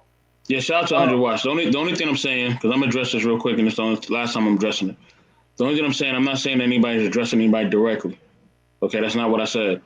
Now, the only thing I'm saying is the fact that, we just want to be mindful because we do have women on here. I'm not saying that we are objectifying any women, but we just want to be careful of certain statements that we make because, we do have women on here. So we just want to be respectful and mindful of them. So I'm not saying anybody has said that a woman looks a certain way or whatever, but we just want to be respectful to them. So. And as far as a woman being president, I really don't care. Don't really matter to me. You know what I'm saying? They can be president, vice president, whatever. You know what I mean? As long as they do what they got to do, that's all that matters to me. So, yeah. Let me get Queen Dom's opinion. I'm sorry, DJ. Hold on. I'm gonna get back to you real quick. I need to get Queen Dom's opinion real quick. Dom, hearing this, right? I'm here. I know you hear you still sound like you're tired, sweetie, but what's your thoughts right now? Hearing this. Oh, okay. So first of all, I'm gonna say what I was just saying on the phone. When I saw this topic, I knew where it was gonna go. I didn't really want to here's my thing. Stop breaking down black women, but then not break down white men. Then want to support white men and then break down black women. I'm sorry. Is it what she's doing wrong? I'm gonna say it again. If she is doing that, is it wrong? Yeah. But at the end of the day, if you're gonna sit there and support and vote for somebody who literally said, grab a woman's who literally has been racist, who literally has done so many horrible things. And you're going to be mad because someone said Kamala Harris might be harassing her staff members? I'm sorry. I don't want to hear it. I don't have nothing to say to that. And when it comes to black people, especially when it comes to black women, if you're going to be that harsh on your own culture, go be that harsh on the next culture. And then we're talking about a platform where many people are watching us from many different races. If you want to talk about her being wrong, then say it because you don't know. You don't fully know. None of us fully know what's going on. And to be honest, like you said, Biden did it. So why isn't this about Biden? Why are we talking about the black woman? Why we can't make this whole thing about Biden? That's how I feel. I'm annoyed. I'm a black woman. It's making me mad. She's a black woman in office. Thank God, finally, a freaking black woman made it. Thank you. She's being mean to her staff. They are all mean to their staff. That is what happens in the White House. Don't work there. I don't know what's supposed to be said. You get her out of office, you got 50 billion other people working in there that are doing the exact same thing. So why tear down the black woman when all those people are doing the exact same thing? Make this about something else. And that's how I feel. And I didn't hear what you said, Eddie, but be respectful. I missed whatever you said. I'm not tearing down. Listen. Here's the problem. I'm talking about her. I'm talking about her. I'm not talking about no other black woman. I'm not talking about all black women. No. I'm not tearing down all black women now. No, I'm not. I'm talking about her. And I'm not just pointing fingers at her. I was pointing fingers at Joe Biden too. Did you not hear what I said about that? Yeah, but you made it like a slight little, threw a little something in there. You ain't going. I've been talking smack about Joe Biden ever since he became president. I've been doing it all over the video. We got like how many videos? I haven't like heard 8, it. 9. We got Dom, you just admitted that you wasn't even listening to him. No, because my brain is gonna explode, literally. Like I know how I feel about women, right? And I know. Right, and I'm clarifying that. Yeah, and she ain't doing nothing different than any other person in that White House. Thank you. Yes. Okay, I'm sorry. Well, Dom, let me help you out respectfully, right? You know, DJ Eddie wasn't like his intention wasn't even about racism, right? And it was not about tearing down, the black woman. Although Kamala Harris is the topic of the show, as you can see, surviving Kamala Harris is why we're talking about her. But before we even got to Kamala Harris, right? We was even talking about just presidency, Joe Biden. We was talking about Barack Obama. We was talking about, Bill Clinton and, Monica Lewinsky or whatever. I hear you. Mm-hmm. I hear you. But at the end of the day, you can say you were only talking about one black woman. But to be honest, this is what is done to a lot of black women in power. So you can say that this topic is an analysis of a single person, Atlanta Thrasher, or Eddie, you can say you were only talking about her. But to be honest, what they're doing to her is what they do only because she is a black woman. No. So that is breaking down the black woman, because if she was not a black woman, this wouldn't be this big of a deal. People wouldn't be going this hard. Get her out of office. People wouldn't be doing this. So that's my point of when you're saying what you're saying, you are breaking down the black woman, because so many other people are only doing it to her because she is a black woman in power. That's how you think. That's not what I see. I don't give a damn if she a white woman. I don't give a damn if she young. Go up on the previous comment, somebody. I don't give a damn what she look like. She could be an alien. I don't give a damn. Okay, if I say she's on a video, that's what it is. She could be whatever. DJ Eddie, can you read this for me? From Atlanta Thrasher, in reply to Dominique. It said. Wait, can I read it? It said I was in it. It said I was in and out, but I never heard anyone say that she was ripping into her staff because she's a black woman. Sounds like she was ripping into her person because she's an ass. Like, okay. The Atlanta Thrasher. I didn't say specifically like right all here. like what all I'm the saying other is, asses. in general, what they're doing, the reason why Kamala Harris is on the internet, we didn't put her on the internet. We didn't make the story. We didn't write the story. The people that wrote the story, the people that are complaining, those are the people that I'm saying are doing it because she is a black woman in power. She's on video. She's on video. She's on video. What are you talking about? I was about to say she's on video. Racist, and I'm going to get off. She's on video. What are you talking about? She's on video. If she's you are not, I don't want to hear from somebody who's blocked. She's on video. I'll give it to M3. I'll give it to M3. He's on video. She's on video though, and just the same way as Joe Biden talking shit. They on video talking shit. Okay, DJ Eddie. So I'm saying, like, I'm not pointing fingers at her because she's a black woman. I don't give a damn. She could be a white woman. She could be Chinese. I don't care. She's on video talking shit. But that's not what Dom is saying. And that's the problem, because these women get into their film because she's a black woman. You see all those white women never saying anything. Like a whole bunch of white folks, and not just white folks. Like you got the Hispanic community, you got the female Hispanic community, whatever. They've done a lot of stuff, and no black folks speak up for them. I'm trying to make things fair.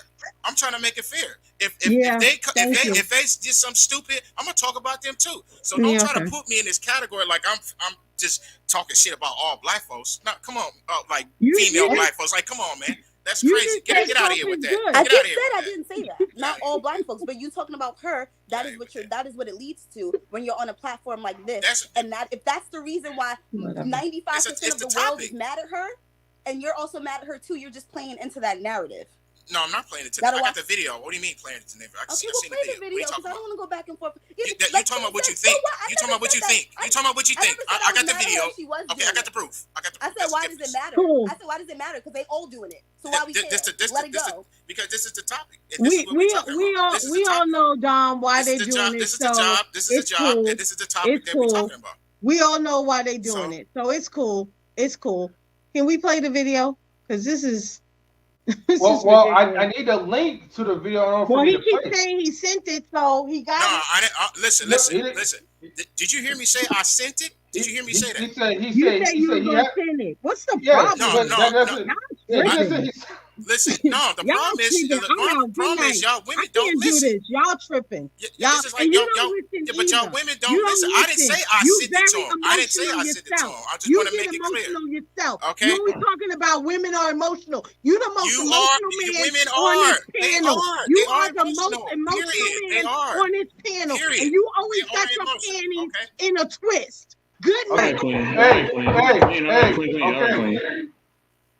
I get emotional. I listen. All I said was that I do have the video. I didn't say I sent it to him. I said I'm going to send it to him. I didn't say I did. Yeah, let me make this clear, right? I'm all for like debates, because we all get to hear discussions. Yeah. But we have to learn to respect each other, all right? I'm just saying in general, period, right? Let's chill down the name calling, okay? Look. Yes. And look, for a fact, I know, some people, they get emotional when it comes to certain topics, but don't let your emotions get to the best of you. Let's have a mature conversation about this, because this is not just about, of course, this is about Kamala Harris for tonight, but it's something deeper and something bigger about that. And I know that, the women feel that because she's a black woman, is why they're having this type of alleged discussion about her. But also keep in mind too, woman of color I meant. But keep in mind too, there are also facts that as this woman of color, she has also incarcerated other people of color. Yes. So we have to also be mature enough to also understand that these are people that feel, and this could probably be our own people complaining about her, that feels that she's not really for us anyways, which is why you have these certain type of narratives. Go up to Atlanta Thrasher, the Mia's job. Okay. No, up. I just want. Go ahead, DJ. Yeah, I just want to say, listen, the topic is about Kamala Harris. That's what we're talking about. If anybody out there, all you women, why are we talking about this? It's because it's the topic. Mm-hmm. And I've been saying this. I've been saying this is how I'm gonna come. I got info. I still got more info, and it came out yet. But this is the topic, and this is what we talking about. Now, I'm gonna make this clear. It's not my job to give you info that I looked up myself. That's not my job. That's your job. That's your job. When we talk about any topic, that's your job to look for information. That's not like that's your job to do that. It's not my job to give you the information that I found. It's not my job. Mm-hmm. Straight like that. Right. So don't straight like that. Straight like that. If you don't want to show us, I didn't ask for information, but don't like offer it and get us all hype and excited. I said I have the video. I said I had the video, but then when I said that, everybody ran at my neck. So what? What'd that be? You talk about this black woman? Everybody started crying. And then I said I had the video. I said I got a lot of information. I told y'all I was been ready. I've been ready for like a whole 2 months. I've been ready for this. So do you mind sending us like the video? No. I'm gonna see the video after the show. I'm gonna send it to you after the show. That's people. You know why? You know why? It's too emotional for me. Okay, that's why I was like, I'm just gonna send it to him. I'm just do it after the stream. Actually, it would be nice if you send a video now so that I could post it on there and we could all do a reaction to it. What'd you say? Can't hear. It was muffled. Yeah, can you just send the video to the phone that I can post up there? Listen. For the women, they haven't earned that title. I'll do it for the men. The women haven't earned that title though. I'm not doing it. Oh, I'll probably do it next time. Sometimes. But I know. But too. You've been asking for it. What you mean you don't want to see it? You've been asking for it. You've been asking for it. You said, well, let me see it. You didn't say that. You didn't say that, D. I'm gonna send it. And I am going to send it. I promise you that. I am going to send it. I'm going to send it. Okay, but I didn't ask you for no goddamn video. You're the one. I'm gonna send it. Send. Oh my God, send. That's not what I said. I know, but that was funnier. But that was funnier. That was better than what you said. Okay, you guys, have a good night, because my phone still isn't playing through the speaker, and I gotta clock out of work, so I gotta sign out of my iPad. Okay, wait, Dom, do you want to shout out your MySpace? Yeah, Dom, do you want to shout yourself out real quick? Thrasher, you still got MySpace? Oh yeah, of course. He's ready for Brittany B to join MySpace one these days. All right. My voice sounds so manly. You said your voice sounds manly? Yes, what y'all talking. Hi. So you can find me on Instagram at @thequeen_Dom. You can also find me on Knowledge and Relationships. I am the assistant network manager. And also stay tuned, because Saturday at 12 p.m., brunch time with Dom will be back. And we have fun. So just come on and come watch me and watch Luann and jump on the panel if you like. Bye.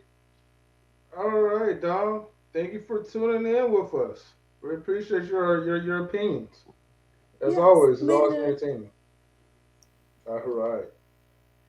And Atlanta says, my boy Tom will share it with everyone.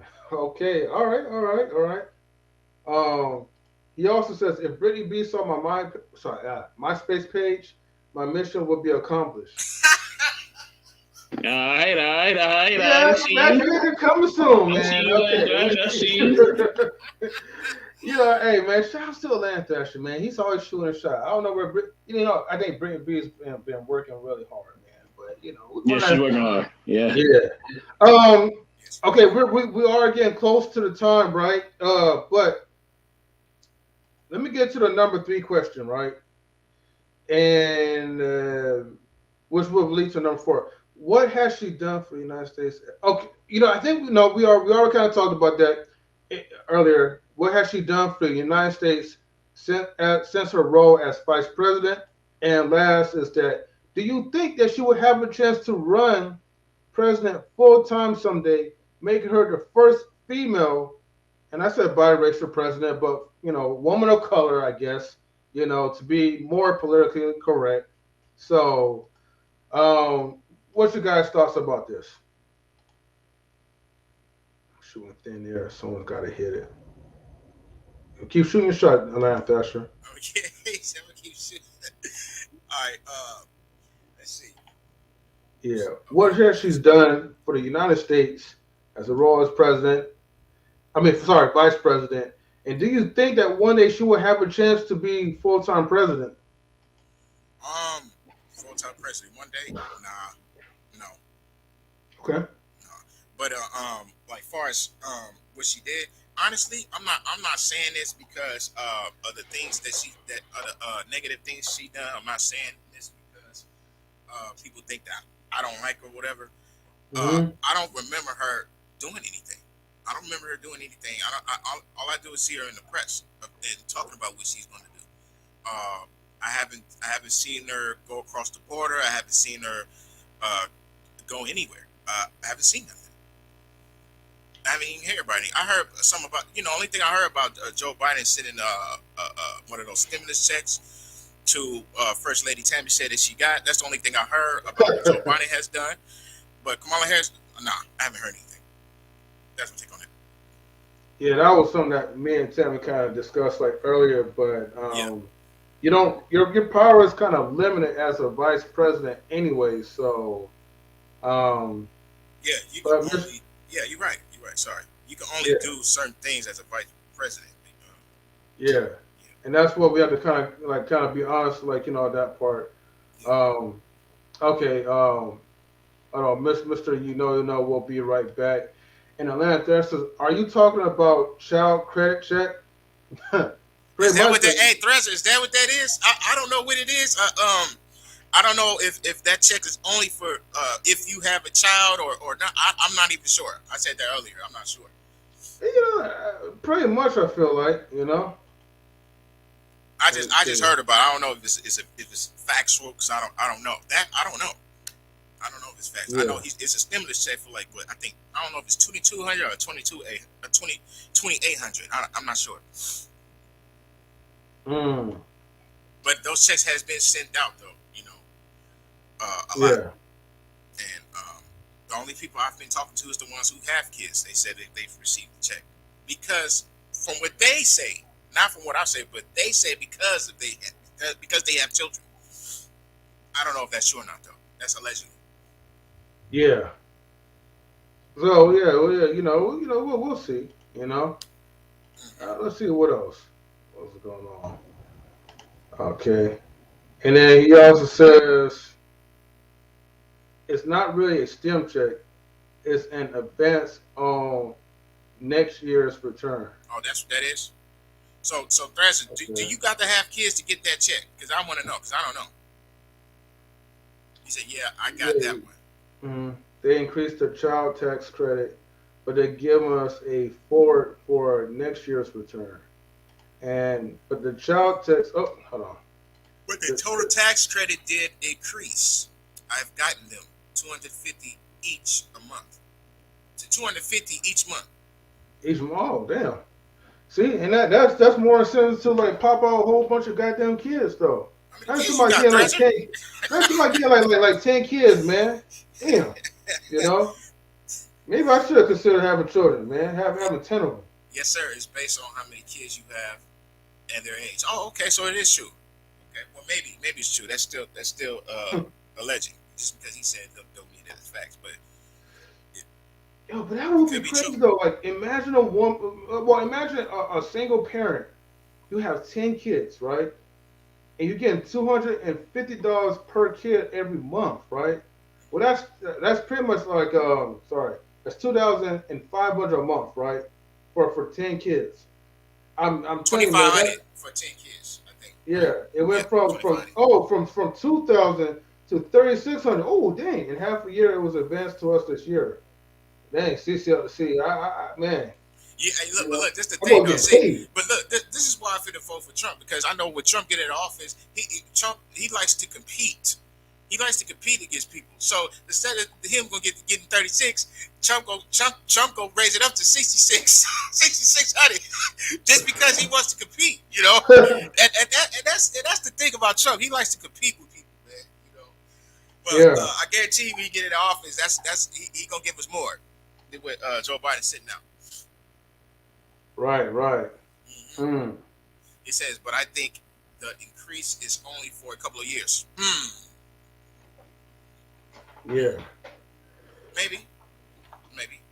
I gotta dig in more deep with that. Okay, hold on for a second. So if I'm gonna dig into that the minute we stream. And then he also says too. Oh wait, K-Mayor says, well, Kamala Harris was president of the United States of America for a few hours, September 19, 2021, as Biden went under anesthesia for his colonoscopy. First female, I don't call her African, first female color president. First female American president. They said American, I thought it said African, my bad. I read it wrong. American president. Thrasher says, I'm not going to lie. The Trump check saved my sanity. That's what it said? Yeah. Sanity. Thanks to everyone working together, I was able to buy my first bass guitar.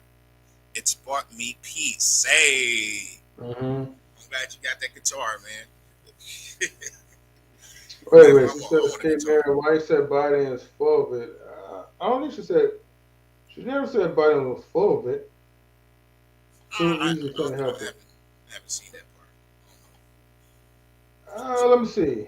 Let me go back up again. They said, Kamala Harris was president of the United States of America for a few hours, September 19, 2021, as Biden went under anesthesia for his colonoscopy. Is that what it says? calling I'm pronouncing it wrong myself, but oh, and then see, I know I read it wrong. He says, "Are you saying Biden is for it?" I don't know why He's I asking the saw question. why. Yeah, and then he got that let's see, colonoscope.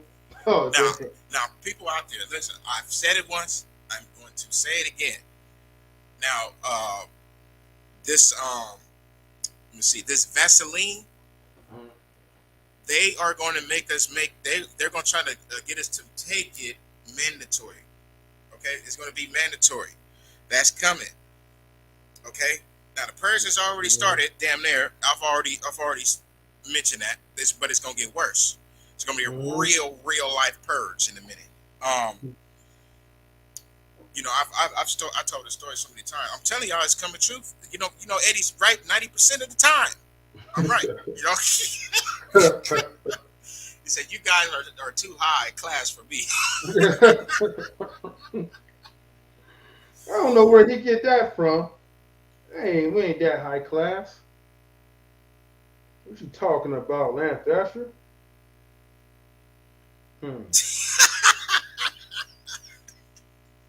Yeah. Oh man, what a day. What a day, man.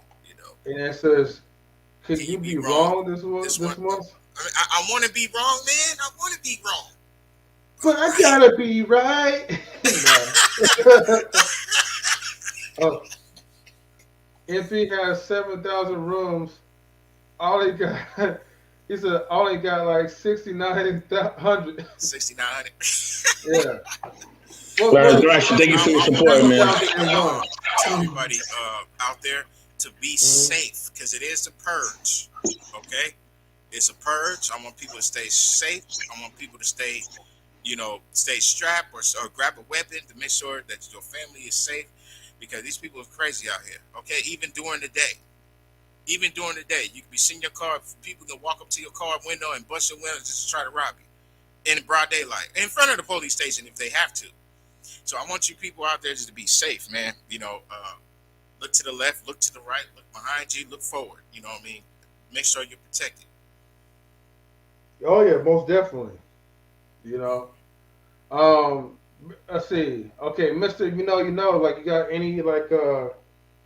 any closing comments before we have to wrap it up? What you think about shoot. Let me put it out real quick. Do you think that Kamala Harris has a chance, like, to become president someday? I know you probably don't really care anyway, though. But and also, since she became like vice president, do you recall what she have done so far for the American country?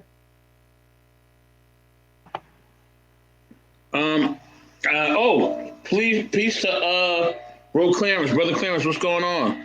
You know what I mean? I'm gonna put his comment up. Peace to M3 and Mr. Beast and the pen. Have a great show, gents. I'm doing a drive-by light. Okay.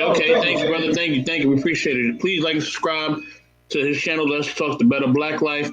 Bro Clarence, man, we appreciate you, man. Definitely for jumping in. He said, no problem. I love all of you.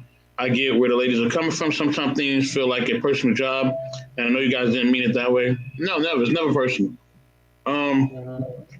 I think, I think the biggest thing that people of color we really want is a bill similar to, the hate crime bill that was passed for people of Asian culture and descent. And we definitely want a reparations. Those are the two things that we are gunning for.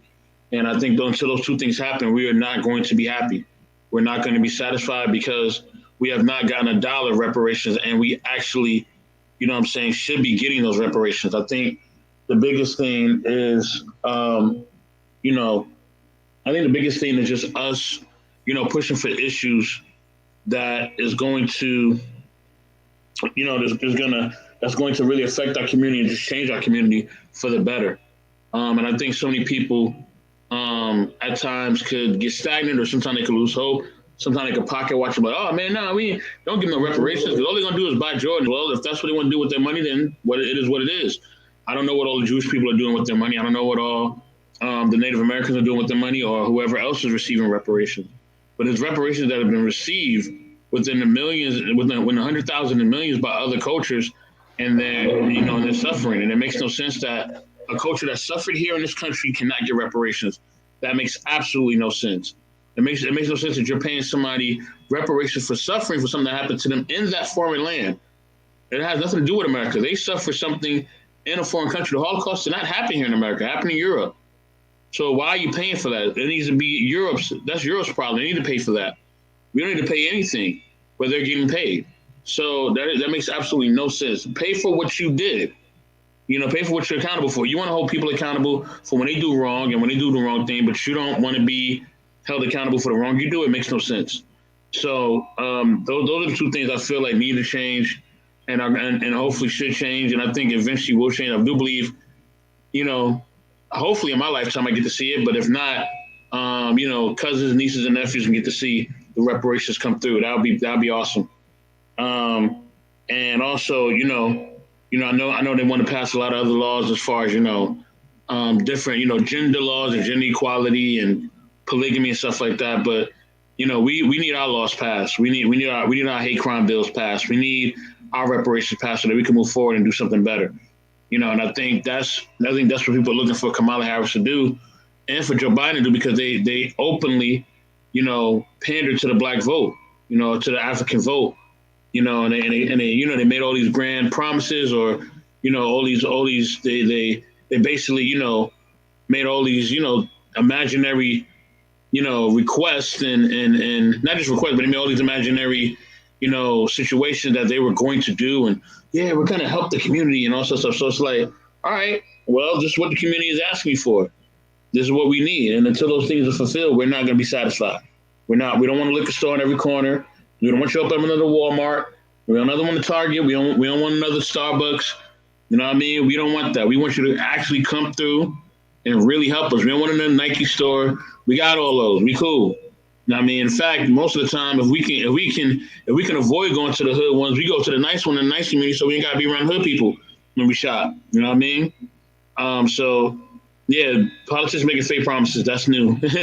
Yeah, I know Lamb Thrash, it is new, but yeah, I'm not going off on a tangent. I mean, I know we coming close to the end, but that's all I really got to say about the whole Kamala Harris thing, man.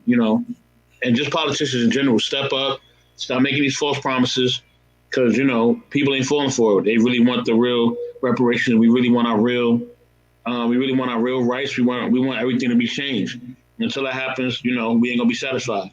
That's all I got to say.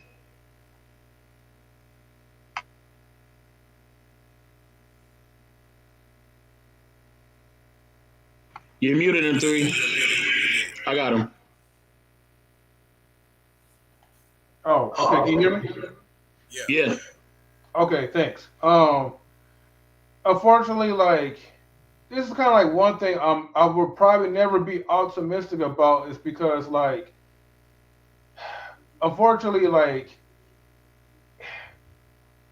as long as we continue to kind of give them the power, they're not gonna give us anything.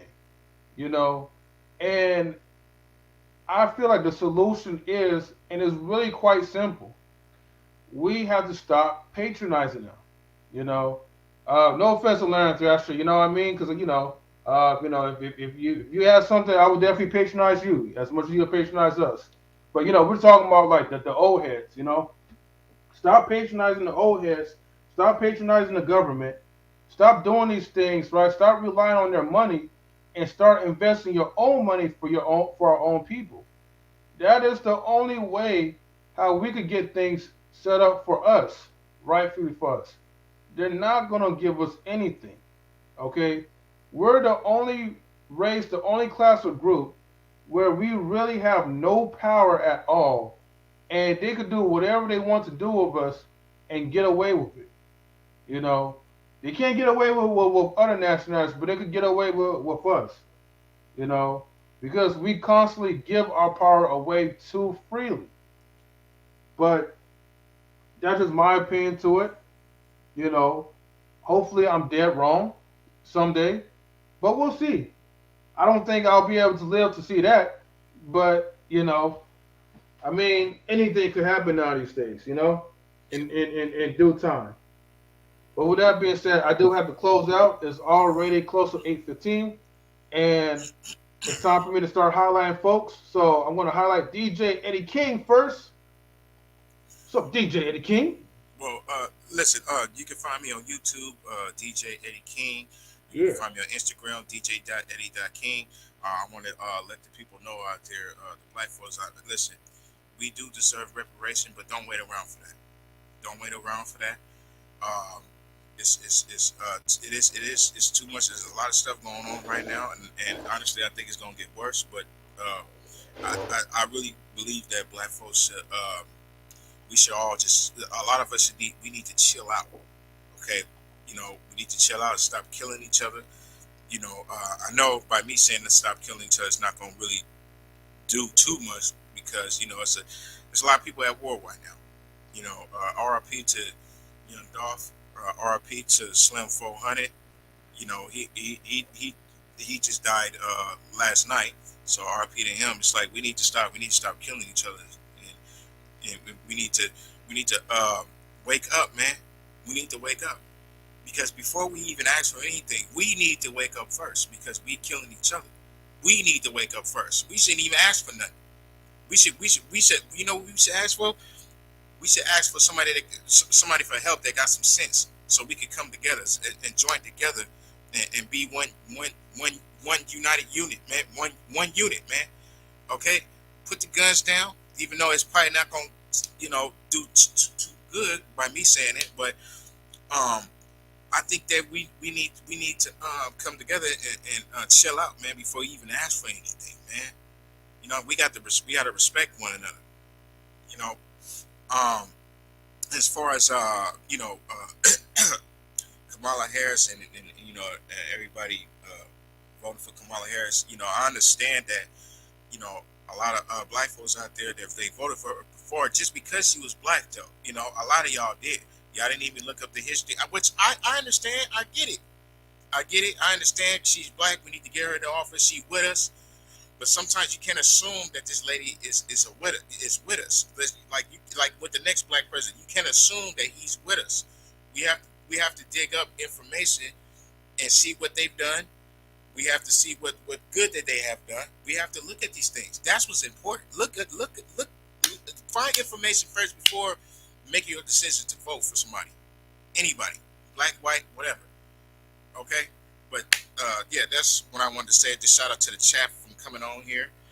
Shout out to Thrasher.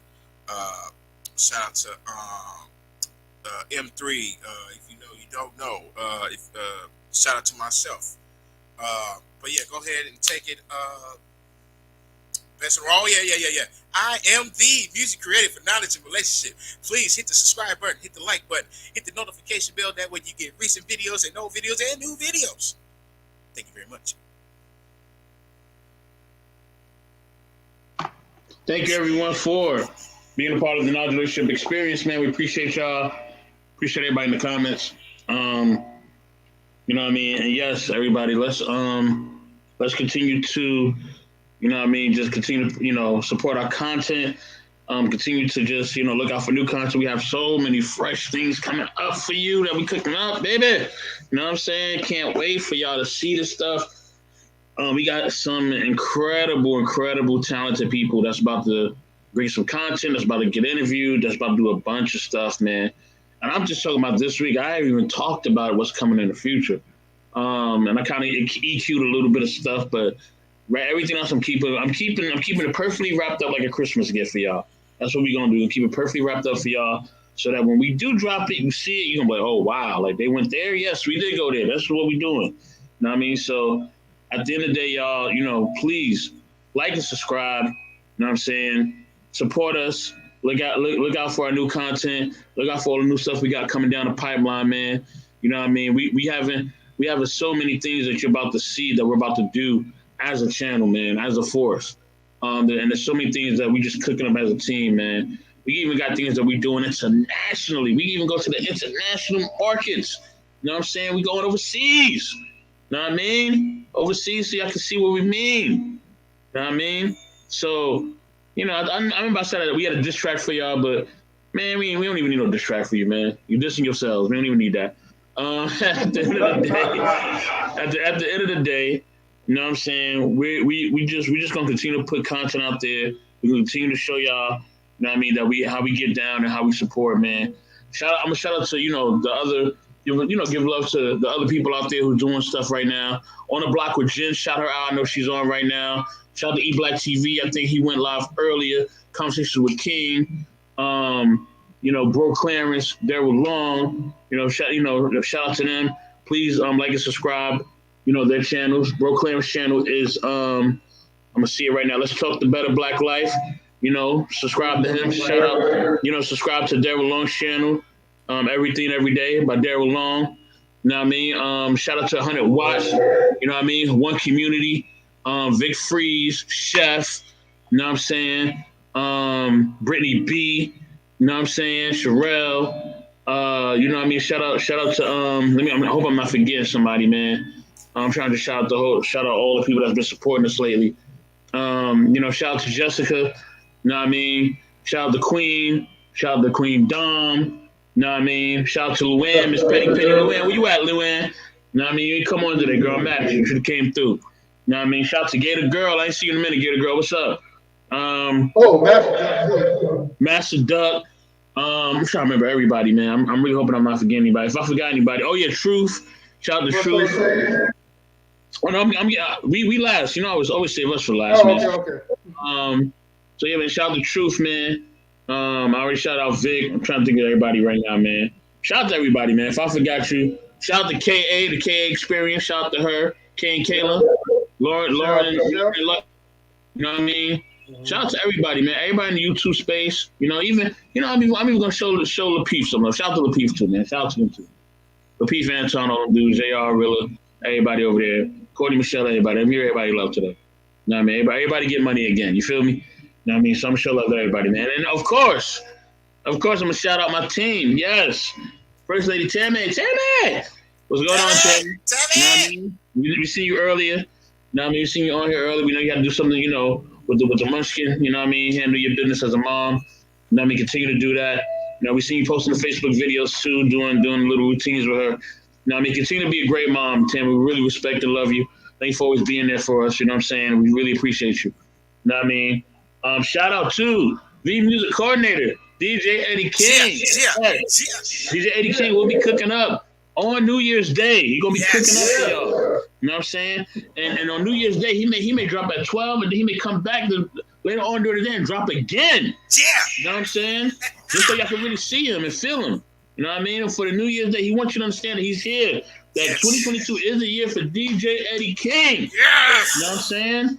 So, you know what I mean? Like I said, he's going to show you his musical prowess. He's going to show you how much music that he does. He's going to show you his process. You know what I mean? And just his thought process and how he does music and different things. We're going to have special guests rocking with him. Everything else. You know what I'm saying? Yeah, man. Oh, yeah. Shout out to Princess Gohan. You know what I mean? I forgot to shout her out, man. My bad. Shout out to Princess Gohan. You know what I mean? Shout out to her as well. Shout out to WT Funk. WT Funk. Thank you, man. WT Funk. Yeah, I spoke to Funk last night, too. On the late night tip, man. WT Funk, man. Thank you, man. You're going to be doing some stuff for us, little by little, man. You know what I mean? Shout out to Maricela Flowers. Shout out to her as well. Almost forgot about Maricela. My bad, Maricela. You know what I mean? Shout out to you as well. You know what I mean? And I am the Network Manager for, and if I got to shout anybody out, I'm sorry. My bad, y'all. I am the Network Manager for Knowledge and Relationships. Can you catch me on MR? If you know, you know. 1984. Once again, MR. If you know, you know. 1984. Oh, yeah. Shout out to CKQ Podcast, him, John, and the rest of the crew. High Value Nurse. Danielle, Chris, Caprice, everybody. Shout out to everybody, man. King Gene, salute, baby. That's what I forgot. My man, King Gene. King Gene, salute, man. Most definitely. M3, take it away, man. All right. And then we also got to give a special shout out to, this is an echo, shoot. We got to give a special shout out to, like, the Jessica as well, too. But, our longtime brother, man, brother, how do we call him? The Atlanta Braves and all that. I mean, look, man, we should shout out everybody. You know what I mean? Even Titus as well, too. Shout out to the brother Fort Soul. Shout outs to the people who kind of came in the beginning of it. But anyways, oh yeah, my bad. Shout out to BK Apologist too. BK. Oh yeah. Shout out to BK Apologist too. I think you already mentioned High Value Nurse too. He did came in there. Oh, matter of fact, hold on. Let me start real quick. We got our homegirl, First Lady Tammy. She's back. What's Well, going Yeah. on? I would have my camera on, but I'm about to eat, so y'all don't need to see me chopping on nothing. So. Oh, but we have to see like that good smile on your face though. We got shout out to Happy Tammy, right? Because only I know you guys can kind of check on her like after the show or whatever, because she's in a good mood. When I mean good mood, I mean she's in a good mood. Anthony, be quiet. Be quiet. I'm gonna say no more. Good mood, Tammy. Hey, little Tammy. But Tammy, go ahead and shout out like your social media though. We are close to the end. Oh, you guys are closing? Okay, well, First Lady Tammy 916 on Instagram. I'm on here Mondays, Thursdays, and Saturdays. You guys see me earlier when I was on here, but then I just got back from taking my daughter to a little skating fundraiser thing for her school. So she had a good time, so that's all that matters. But if you like the show, and I'm sure you did, because every show we do is amazing, make sure that you hit that like, hit that subscribe, and hit that bell so you get notified. See how I rhyme that right there? Yeah. That rhyme is good. So anyways, yes, that's me. Let me ask you one question, right? Tammy, do you have like a poem that you might want to read to us, or do you have nothing? I do not. I've had a lot of stuff going on this week. Okay. Yeah, so I haven't even taken the time. I did read one of my poems, the poem that I did last time at my BSU meeting with the kids, and they really liked it. So. Okay. So yeah. So. Hey, Tammy, did you talk about your book corner? Oh yeah. So that's going to be coming up very, very soon. That I'm going to be reviewing different books that I think are real good books to read. And the first one I'm reviewing is Lies My Teacher Told Me. It's a very, very powerful and good book. You definitely want to stay tuned for when that. Yeah, that book is bomb. I got that book too. I got that up in the collection. Yeah. It's a powerful book. I'm gonna. Man, I just wish I could have like I just need like an audible book, right? Because unfortunately throughout my day I don't have the time to read, and especially when I come home, then I have to wind down and stream and do other things. But download Amazon Kindle. Download Amazon Kindle on your Android. Amazon Kindle. I know I do have Kindle, but the books that okay, you know what? I might you might have to help me out on that one. Lies My Teacher Told Me you could get an audiobook. Yeah, you could on Amazon Kindle, yep. If you download the app, yep. What about the 48 Laws of Power? Can I download the Audible book too? Probably, because it's popular. Probably, yeah. All right, I'm gonna try though. It's not a math book, Atlanta Thrasher. It's a book talking about real history, not what's in the history book. Real history. Word. The stuff that ain't in your history book that should have been, but if it's in the history book, it's gonna make America look bad. So that's what they don't do. All right. Well, I look forward to hearing Tammy read me some books. You know what I mean? So, I'll definitely be tuning in on that. Definitely for sure. And Atlanta, I'll write that one. And we can take the spotlight off of me. Oh yeah. I forgot. But anyways, thank you for tuning in again, right, to National Relations MPTV News, the stream that always gives you the best news, right? And then he says, sign me up. Yes, we will definitely sign you up on that Thrasher, right? And make sure you cam up for that too, though, right? Because we will be dragging you in. But stay tuned, for something special. I'm not gonna open my mouth on it. All I'm just gonna say is this, though. Stay tuned and mark your calendars for next Friday evening. Okay? That's all I'm going to say. Next Friday evening. Just remember that. Until then, make sure that before you guys get to any more arguments, right, that everybody get their minds right. Get your minds right as well, too. even before like you join to like a Tammy's book book reading club or whatever. Make sure you get your mental right, and like your learning disabilities right as well too. Though, get everything right basically. Control your emotions. Get that right too. Yeah, that too. Emotions, whatever, blah blah blah. Just get all that shit right. That's all I gotta say. When's the book night again? I know it's coming. The Lies soon. My Teacher Told Me. I think that's what the book is called. The Lies My Teacher Told Me. No. He's talking about like Tammy's book night. It's coming soon. Oh. Trust me. We like To be determined, baby. To be determined. We working on that. Yes. That's why it's important for you to hit that notification bell to all. So when we go live, you will know for sure. Slap a bass, we might have I just had another idea too. For DJ Eddie's music night, it would be nice to also invite Larry Thrasher and have him play his bass guitar too, though. Yeah. I'm gonna work on that. I'm gonna make sure he get his mind right. Okay, I'm a slow reader. I'll get on it. You're good, bro. So, anyways, thank you again for tuning in. This was a lovely stream as always. And with that being said, we are out. Later, everyone, and have a good night. Later. Peace.